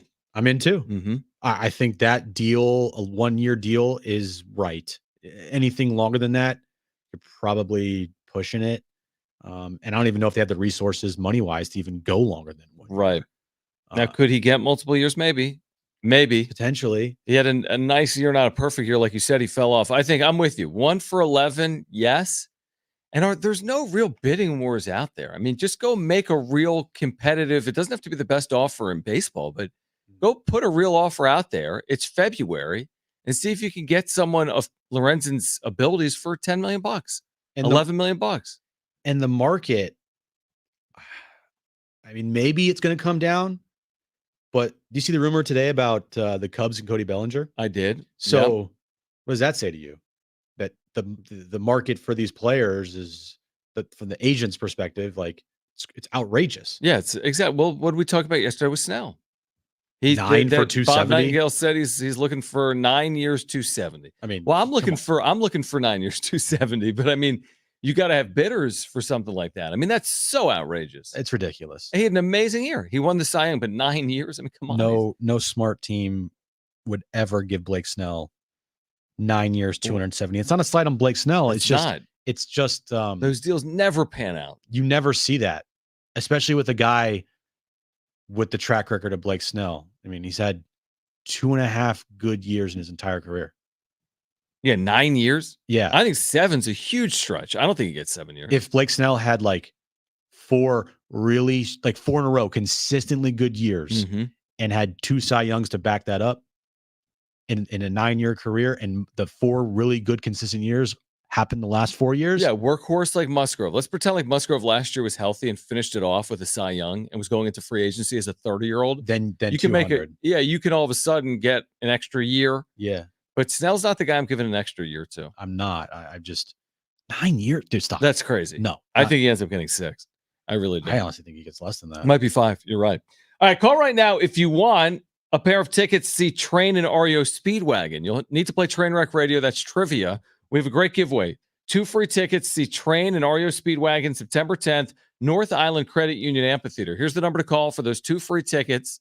Your chance to win them. 877-767-4760. Again, first 2 callers will be our contestants. Great giveaway. Train and REO Speedwagon. 877-767-4760. These are free tickets. September 10th, North Island Credit Union Amphitheater. Tickets and info at livenation.com. If you want to play for a chance to win those tickets, call 877-767-4760. We'll do some trivia next on Jon and Jim.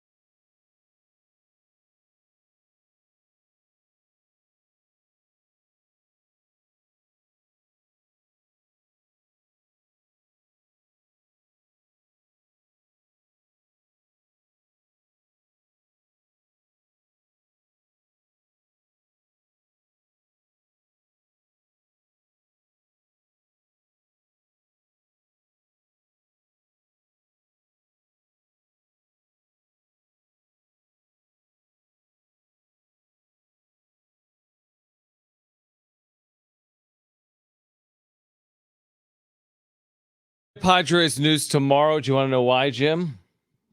Why, John? Why, John? Because tomorrow is truck day. What? Padres will pack up for spring training and head to Peoria.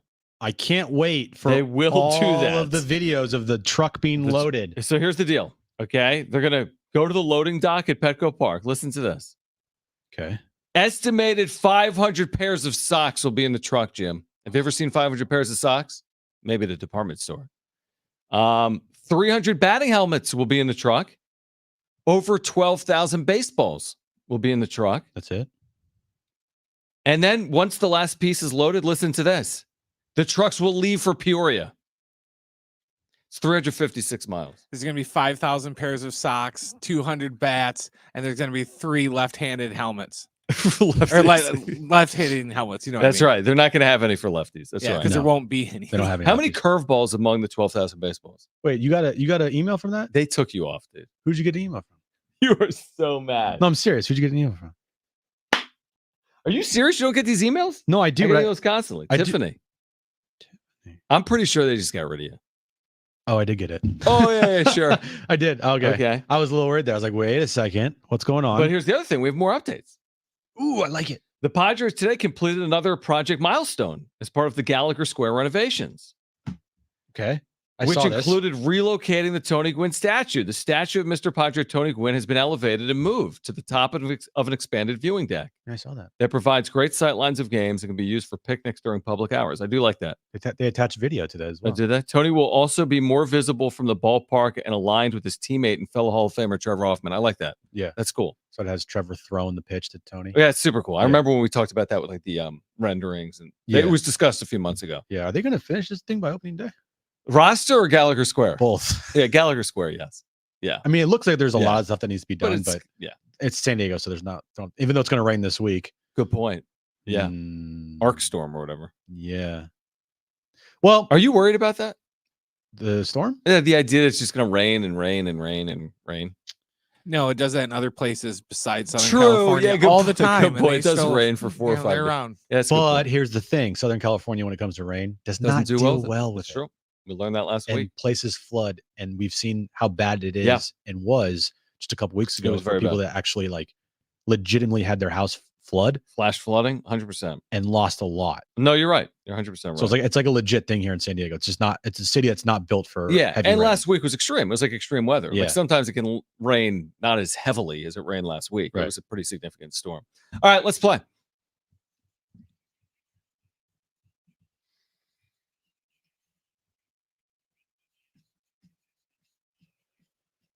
Three questions, 2 contestants, 1 lifeline. Today's 2 contestants, we have Dan and Matt. Dan, you called in first. So you have your choice of John or Jim. Who do you want to go with?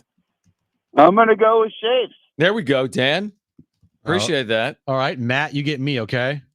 Okay, cool. All right, let's do this. Brent, what's the question of the day? All right, guys, there are 9 players in this year's NFL postseason that have rushed for over 100 yards or more. Today's question, name any of those 9 players in this year's NFL postseason that have rushed for at least 100 yards or more. Okay, so anyone in the postseason this year that has rushed for 100 yards. Yes. Okay, All right, I like it. Matt, you're up first. What's your first guess? You do have a lifeline if you choose to use it. Let's go with the first one, Christian McCaffrey. Christian He's McCaffrey. at 99. Oh, Yes. he's over 100 He's in al- this he's- 2 games? He's led the league in rushing. No big deal. Right. Okay. Dan, you're up next. What's your first guess? And you have your lifeline if you want to use it. I'm going to go with Pacheco. Yeah. Isaiah Pacheco. Good call. They've played 3 games, right? To get here? Yeah. Matt, you're up next. What is your second guess? You do have a lifeline if you choose to use it. I have one in mind, but I'm going to use the lifeline right now. Okay. Oh boy, lifeline. 9 players. Wow. 7 left. 7 left. I'm gonna go with what's his name from the Ravens?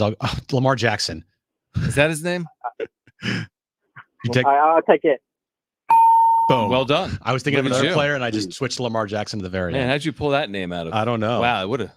That's a rando. Good thing you don't have a vote to be like, oh, that guy from Baltimore. That guy, Yeah, yeah, 2-time MVP That award one, winner. that one guy. Dan, you're up next. What is your next guess? You do have a lifeline if you want to use it. I'm going to have to use a lifeline here. Okay. I don't fully know his name. Uh-oh. Amon Saint, whatever his name is with Detroit. Saint is in the name. Amon Saint what? Something like that. What's the guy's name? Are you serious right now? I mean, it's on the tip of my tongue. I just had it 2 seconds ago. I think I even said it on air. Amon St. Brown. Amon-Ra? Amon-Ra St. Brown. Do you take that? Is that a yes? Dan, you want to go with that? Yes. Okay. you're an idiot. Rushing yards, moron. Amon-Ra St. Brown's a wide receiver. But he's had over 100 yards. I remember my first time watching the NFL. Who was I thinking of? Who's Amon-Ra St. Brown rushing for over 100 yards in Are the you postseason. sure he hasn't rushed for 100 yards? Not even close. I don't think he has one rushing yard in the postseason. Well, he's got receiving yards over 100. Dan, I'm so sorry you went with John today. Matt, final guess sure? here to walk this thing off. You don't have a lifeline. What do you got? Joe Flacco Okay, has so more I'm rushing gonna go yards. with the Packer, Aaron Jones. Aaron Jones. There you go. Boom, on the list. John, you're such an idiot. Is the game over? It's over. You lost. Dan, Matt won. Okay. Let me defend myself. No, there's no defending that. I was thinking of the running back. Jameer Gibbs or yeah, David Montgomery? that guy. Those two. The names don't even compare to Amon-Ra St. Brown. You're like, he has a Saint in his name. That's fair. Jameer Gibbs and David Montgomery don't have any Saint in their names. Or Raw. Or Ra. Or Has he Amon. had 100 receiving yards? Yes. That's what I was thinking of. Well, the I question thought was it was 100 more yards. 100 yards rushing, John. Rushing. Well, that's a Rushing. very, there's an Rushing. asterisk there. Rushing. He has had 100 yards. What are you? Okay, so who's on this list other than Amon-Ra St. Brown? Also, I can't believe my guess was Lamar Jackson. Baltimore guy.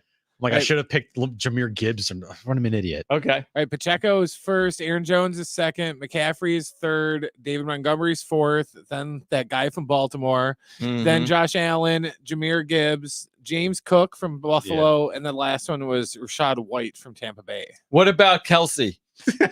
He had one rushing yard. He was Okay. last. More than Is Amon-Ra Kittle- He St. had Brown. more than that guy. What yes. about Ayuk? 0. Wow. Okay. Brock Purdy has more rushing yards than Amon-Ra St. Brown. I got it wrong. Not even I wrong. got it wrong. You got it. He had like, 100 yards. I didn't epically realize it wrong. was rushing. epically wrong. I just got the question wrong.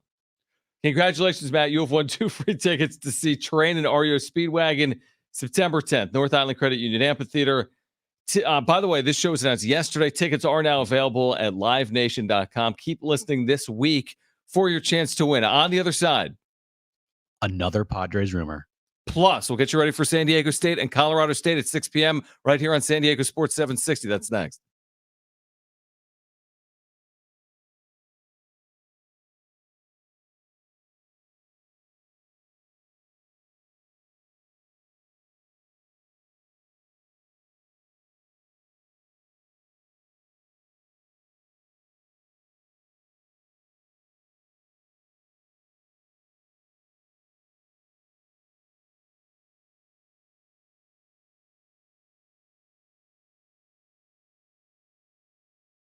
All right, lower mortgage rates are here, and smart homeowners are wiping out all their credit card debt with help from Loan Pronto. Hey, guys, it's Schaefer. Right now, Loan Pronto has a cash-out refinance rate. Listen to this, 5.49%.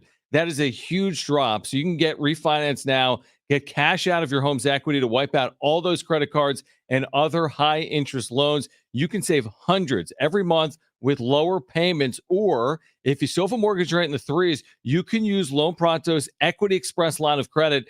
Just get the cash you need and leave your primary mortgage intact. Loan Pronto can get you $50,000, $100,000, even $200,000 in just a matter of days. Bottom line is this: Loan Pronto's got several options to help you erase debt and take control of your finances. Call today, and you can even skip your next 2 mortgage payments. Call Loan Pronto right now. Here's the number. Write this down. 619-207-4336. Again, 619-207-4336, or loanpronto.com, by the way. Again, 619-207-4336. Equal housing lender. NMLS 1661781. 5.49% is 6.39% APR, subject to lender approval.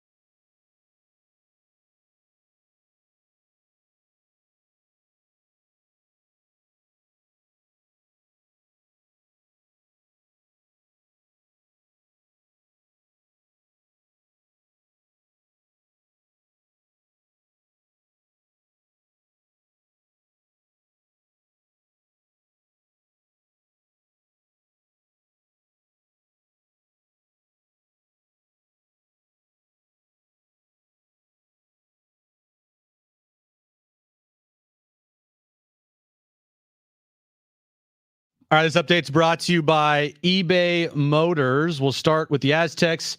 Tip-off is in an hour from now in Fort Collins. Our pregame coverage starts at 5:30 as the Aztecs take on Colorado State. Of course, you can listen to that game right here on San Diego Sports 760. And NFL news of the day, kind of a surprise, not one if you're the Lions fan. Ben Johnson, their offensive coordinator, deciding to stay with the Lions next season instead of taking any head coaching jobs that are still available. eBay Motors is here for the ride with the parts you need for the prices you want. And with eBay Guaranteed Fit, it's guaranteed to fit your ride the first time, every time, or your money back. Keep your ride or die alive at ebaymotors.com. Eligible items only. Exclusions do apply.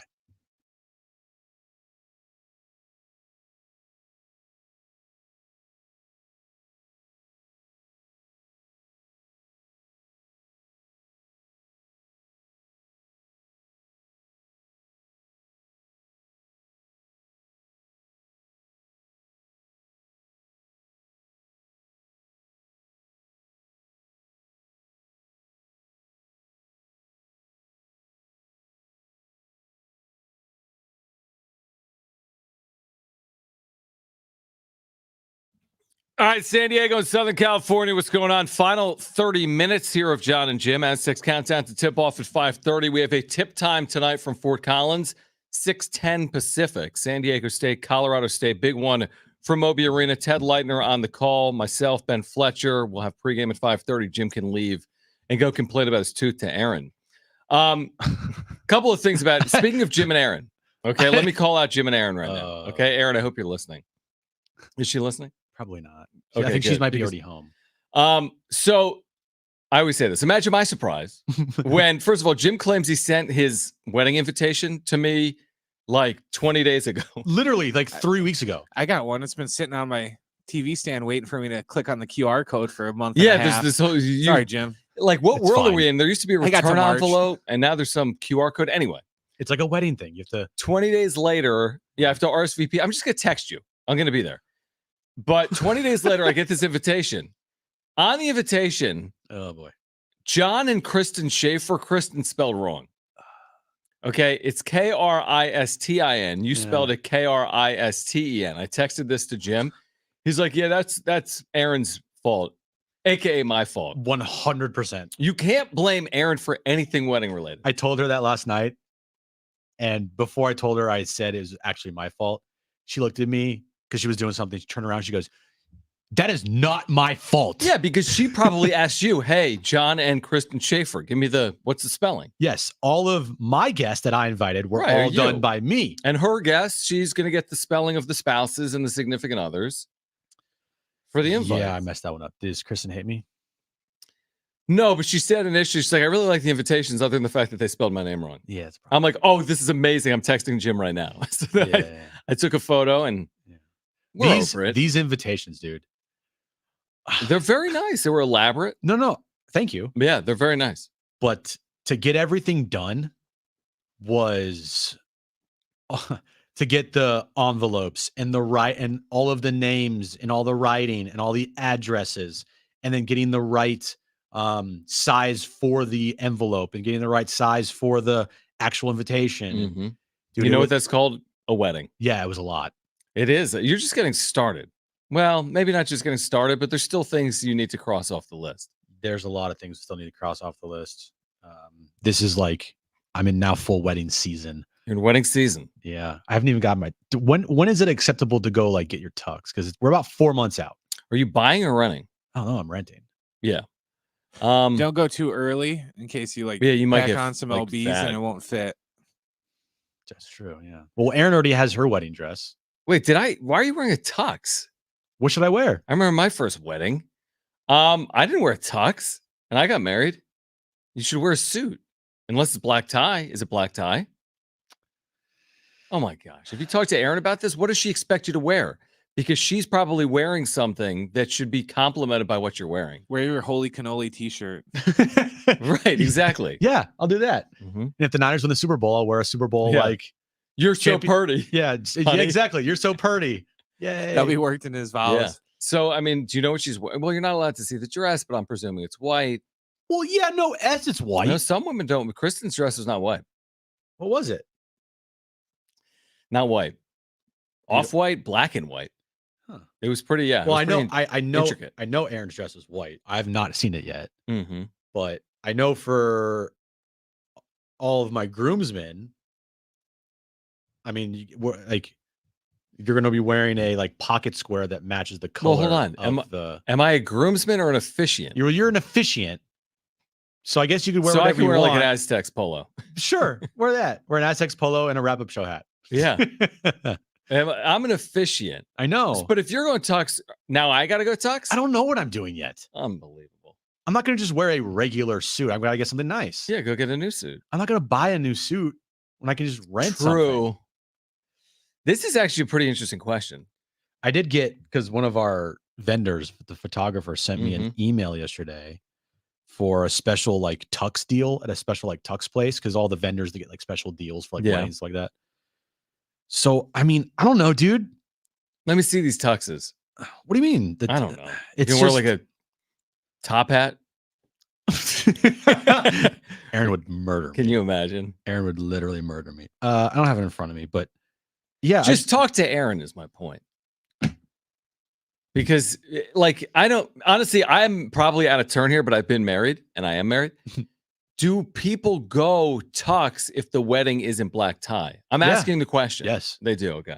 Yes. Every wedding that I've gone to and Tux? I've been a part of, I had to go like get fitted for a tux, and usually the groom picks out like the color scheme and what kind of tux all he wants for his groomsmen.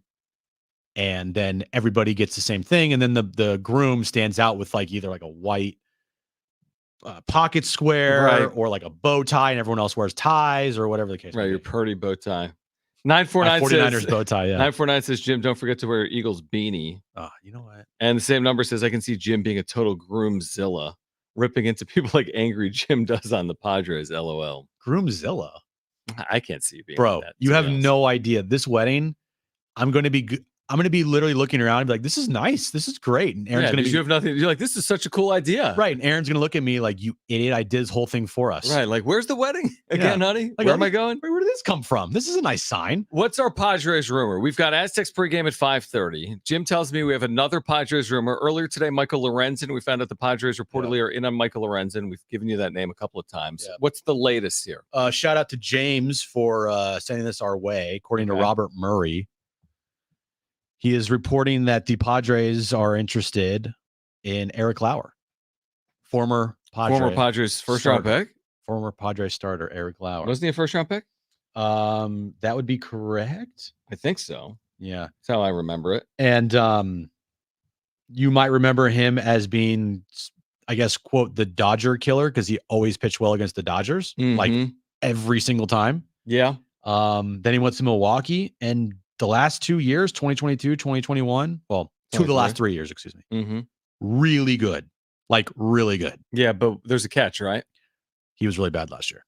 Well, why did he only appear in 10 games? So he was clearly injured. Yeah. He had a 6.56. This is the problem. Everyone we're telling you about, who did we tell you about before with the Blue Jays? Manoah, 6 ERA. Alec Manoah, yeah. Lauer, 6 ERA. Lorenzen, final 2 months, 8 ERA. Yeah.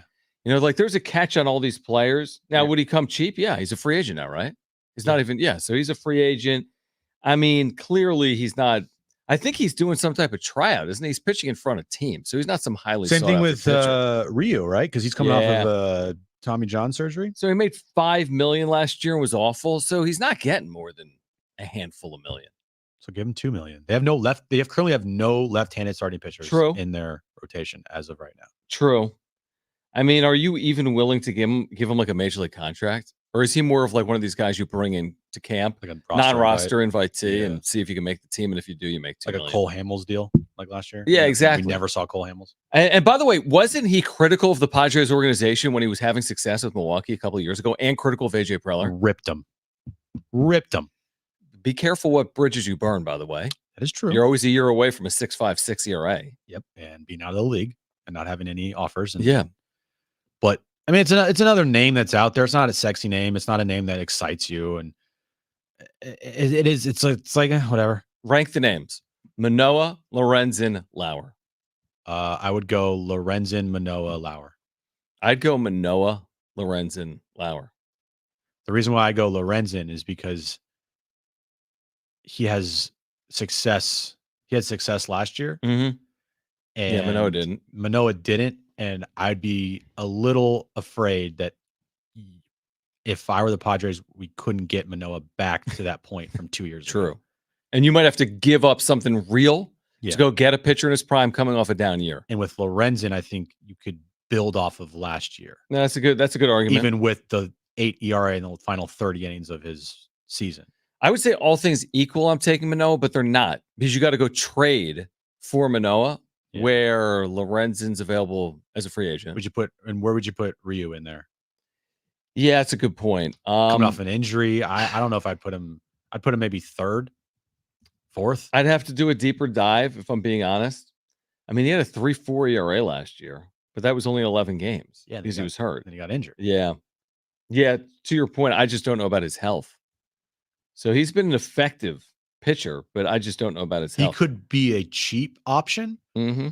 but what if he's not ready? And what if he remains injured? And what if it turns out to be a bust where you're getting a guy that you're having a lot of risk here and you're hoping that he stays healthy, but he's coming off a pretty major injury. You know what he made last year? No, I don't. 20. Wow. Now he's coming off major injury, like you said, so he's not getting anywhere near that. But again, all these names have such huge question marks attached to them that I'd probably go with the lowest risk. Like, to your point, like if I can bring Lauer in on a minor league deal, and then if he makes the team, I pay him a couple of $1 million. Okay. If I can bring Lorenzen in for cheap, I think I'm going like, what costs me the least to attempt to accomplish? Or do I want to go move heaven and earth to go get Alek Manoah off a down year in Toronto? You know, giving up a top 10 prospect for a guy that has 6 ERA, is that a good sell? And maybe they don't get any of these pitchers. They may not, but they may. They may. Out of the 4 we just mentioned, they could absolutely land one. Yeah, I mean, Lorenzen his last, let's look here, 4 years. I mean, nothing special. Mm-hmm. And last year was his first time as a starter. Right. Like full-time starter. I mean, maybe he made 18 starts in 2022 with the Angels. 4.24 ERA. Not great. Last year was his best year. 4.18 in 25 starts. And then before that, I mean, he's just a reliever, you know? Like, yeah. He had a couple good years in Cincinnati as a reliever, but you'd almost sign him hoping that he would be like a Seth Lugo type, mm-hmm. a guy that has been a reliever most of his career, now transitioning to be a starter and have success like he did last year. There's risk everywhere. There's not one surefire like home run hit for mm-hmm. the price that you would pay or willing to pay on any of these guys. I would just look at Lorenzen and say, yeah, I take him over any of the other ones just because he has the most recent success. My heaven and earth guy, if we're doing the heaven and earth game, which they're not moving, by the way, for Manoah. But if I am going to move heaven and earth, and I'm not trading the Salises or the Merrills, everyone relax. But it's Jesus Luzardo, who put together a complete season last year for Miami. Yes, it's a very good pitcher's yard, but 180 innings and a 3.5 ERA and 30 starts is a complete season. And he's 26 years of age. Like, if I'm really trying to get someone that's impactful for my rotation, as opposed to dumpster diving, that's the thing you got to ask yourself. Do you really want to make a move here, a top half of rotation move, or do you just want to bring in guys like Eric Lauer? Well, then you're going to have to give up a top prospect. Correct. I mean, are you willing to or he's part of like the Kim deal, which again, we're not proponents of, but if Kim's going to move and now all of a sudden Luzardo's available and it's need for need type moves. Honestly, if you're the Marlins, I wouldn't be shocked if you're the Padres and they ask for Jackson Merrill. Like that, this type of player right here. 26, controlled till 2027. Right. So 3 years, 4, 5, 6. Yes. I mean, lefties out there are hard to find, and he had a fantastic year last year. 178 innings pitched. I think that have led the Padres? Because I don't think Snell pitched that many innings. I think you're right. Yeah. 208 strikeouts for a lefty and 178 innings. 30 plus starts for you. His last 2, he's getting better and better. Yep. Yeah. You want Jesus Luzardo? Guess what? You're going to probably have to give up Jackson Merrill. And are you willing to do that? I don't think the Padres are, because It's burned him in the past every single time. Mm-hmm. And I think that Preller is right now, like we said, he'd rather just keep all his prospects and see what happens than trying to win and make these type of moves for the active major league club now. He'd rather just stock up on the farm system. 877-767-4760. Our Aztecs countdown to tip-off begins at 5:30. San Diego State, Colorado State at 6:10 from Fort Collins. Big game. Ted Leitner on the call. Let's go to Dave on line 2. Dave, thanks for calling in. You're on with Jon and Jim. Hey, man, go Aztecs. There you go. Got to get this one tonight. Yep. Look, first of all, this is a stunning conversation that we're having today about where the Padres are really at. Mm-hmm. By any objective analysis, no matter what they do at this point, they're not going to the World Series with this lineup. I mean, they look what they had last year and they couldn't do it. So you're telling me now that the price is Jackson is Merrill, and it'd be fine if you were one piece away. They're not. They're like 10 pieces away for all intents and purposes. So, call it what you want. You call it a rebuild, reload, whatever you want to call it. That's where they're at this point. Judging by their non-moves or inability to make the moves, this is where we're at. And, it's acceptance time. This is what it is. Short of a miracle season by their big three guys that are left, and short of a miracle season with you, Darvish, and Joe, there's not much left there in the cupboard. Dave, appreciate the call. I mean, listen, I'm not going to put it as bluntly as that today. Me neither, no. But some of the points are legitimate points. I mean, are they going to go to the World Series with everything that's transpired here? We don't know. We'll know that. But I'm not going to say from that. a fan perspective, Yeah. I understand someone going down that path. Yeah, no. Like I understand. I'm not. Of course not. It's January. And we've seen crazy seasons, dude. With everything that's happened the last couple years in the playoffs, I agree with you. There completely. is no way I can say this team's not going to the World Series because I just personally can't say that. I understand it from a fan's perspective. I understand for sure. But when you see the 84 win Diamondbacks make the World Series this past year, like Phillies, 86 wins, like a team that wins 85 games can make the World Series. It can. Absolutely. Or a team that wins 115 can. I mean, we haven't seen it as much recently here in the National League. But what I will agree with there on Dave's point is if you expect to have a good season and if you want to have a good season, you're going to need close to almost everything to go right for you. You can't have any major injuries. You can't have guys having like severe down years like last year. Mm-hmm. You're going to need Joe and you to pitch like a 1-2. And you're going to need Michael King to emerge and be that steady hand in the rotation, right? Give you 28 starts, give you 140 to 160 innings. You're going to need that. And you're also going to need Manny and Xander to have way better years than they did last year. And you're also going to need Tatis to perform at the plate like Tatis of 2021. If all of those things happen, and by the way, you still need Ha-Seong Kim to perform like he did last year for a full season as well. And probably need Jake Cronenworth to do better than a 670 OPS. If all those things happen, then yeah, they have a good chance. But the likelihood of like every single one of those things happening is low. It just is because we haven't seen that happen. And when we did see it happen in 2022, the team had a way better roster. Yeah, I mean, I agree with everything you said. And honestly, I don't disagree with Dave, but I also don't agree with him. As in, how can anyone say January 30th the way it's going to play out? I mean, we can't pencil the Dodgers in just like we can't pencil the Padres out. Do I think the Dodgers have a better chance than the Padres? Well, yeah, I'd be an idiot to say otherwise. But even Dan Zimborski, Fangraphs, who joined us like 2 weeks ago, was like, there's a 15% chance the Dodgers don't even win the division. Yeah. Forget about the World Series. So it'll play out on field. It seems like a lot is stacked against the Padres. But then again, we're forgetting about, like you said, the other side of the coin is like they've got legitimate players in their prime that are capable of performing. They just didn't do it last year. Now they got to do it. They have to do it. It's like almost has to have it situation. You have to perform. You have to stay healthy. You can't have Machado missing a month and a half. You can't have Xander missing time. Like, you just can't have your big names missing time, and you need them all to perform. Because if they don't, it's just going to make it that much harder. The margin for error for this team I thought the margin for error for last year's team was going to be, if one player doesn't perform, then they can just pick up the slack here and there. But it just was a team-wide failure. They quit at times. Mm-hmm. The manager had issues with the general manager. It bled into that clubhouse. Yeah. No leadership, none of that, right? It was just bad all around. Mm-hmm. And injuries too. I don't think the team got decimated by injuries, but there were key injuries that hurt the team. Right. Like this year, the margin for error is so thin. You lose Darvish for a month and a half,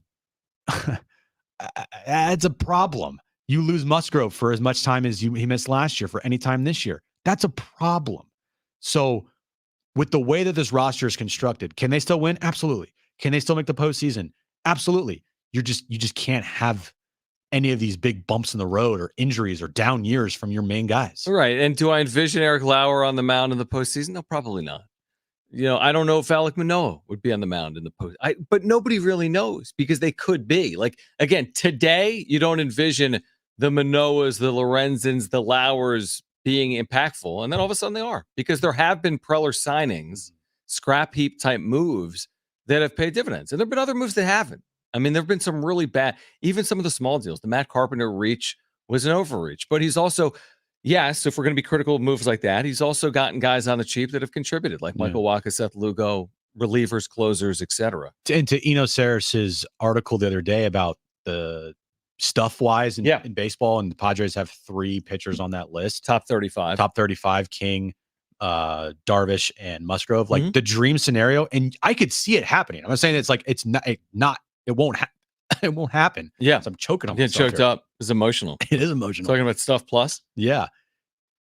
It's easy to envision, I think, Darvish, Musgrove, and King being like exactly how Eno Sarris says, 3 of the top guys in baseball, 3 of the top 35 pitchers in baseball, and you get to a postseason series and you have 3 legitimate starters. That's a good starting point. And I think that's what the Padres are banking on, is those 3 guys are going to be our top 3 guys and perform at a level that will help carry this team. Formula that's beaten the Dodgers the last 2 years is better starting pitching than the Dodgers have had in that series. Yeah. So the Padres had 2 years ago. It's what the Diamondbacks had last year. But they have to perform at like a top level. Like, you need to have at least one of those guys be an all-star and pitched 175 innings. Right. Like, you need to perform. And top 35, I didn't read this. Like, was one of these guys 9th, or were these guys 27th, 31st, 35th? Still, 3 of the top 35. Agreed. You take it. I agree with you. But again, do they have that high-level frontline top 5 starter in baseball heading into the year? We'll see. All right. Ben Fletcher's going to join me. Countdown to tip-off on the other side. San Diego State, Colorado State at 6:10 from Moby Arena in Fort Collins. With Ted Leitner on the call. As we like to say, a big game in the Mountain West. If you missed anything today, sportssd.com, iHeartRadio app, iTunes, TuneIn Radio, or Spotify. You can find us on social media. Search for @Jon and Jim. Countdown to tip-off is next. For Brent and Jim, I'm John. Keep it here at San Diego Sports 760. Okay.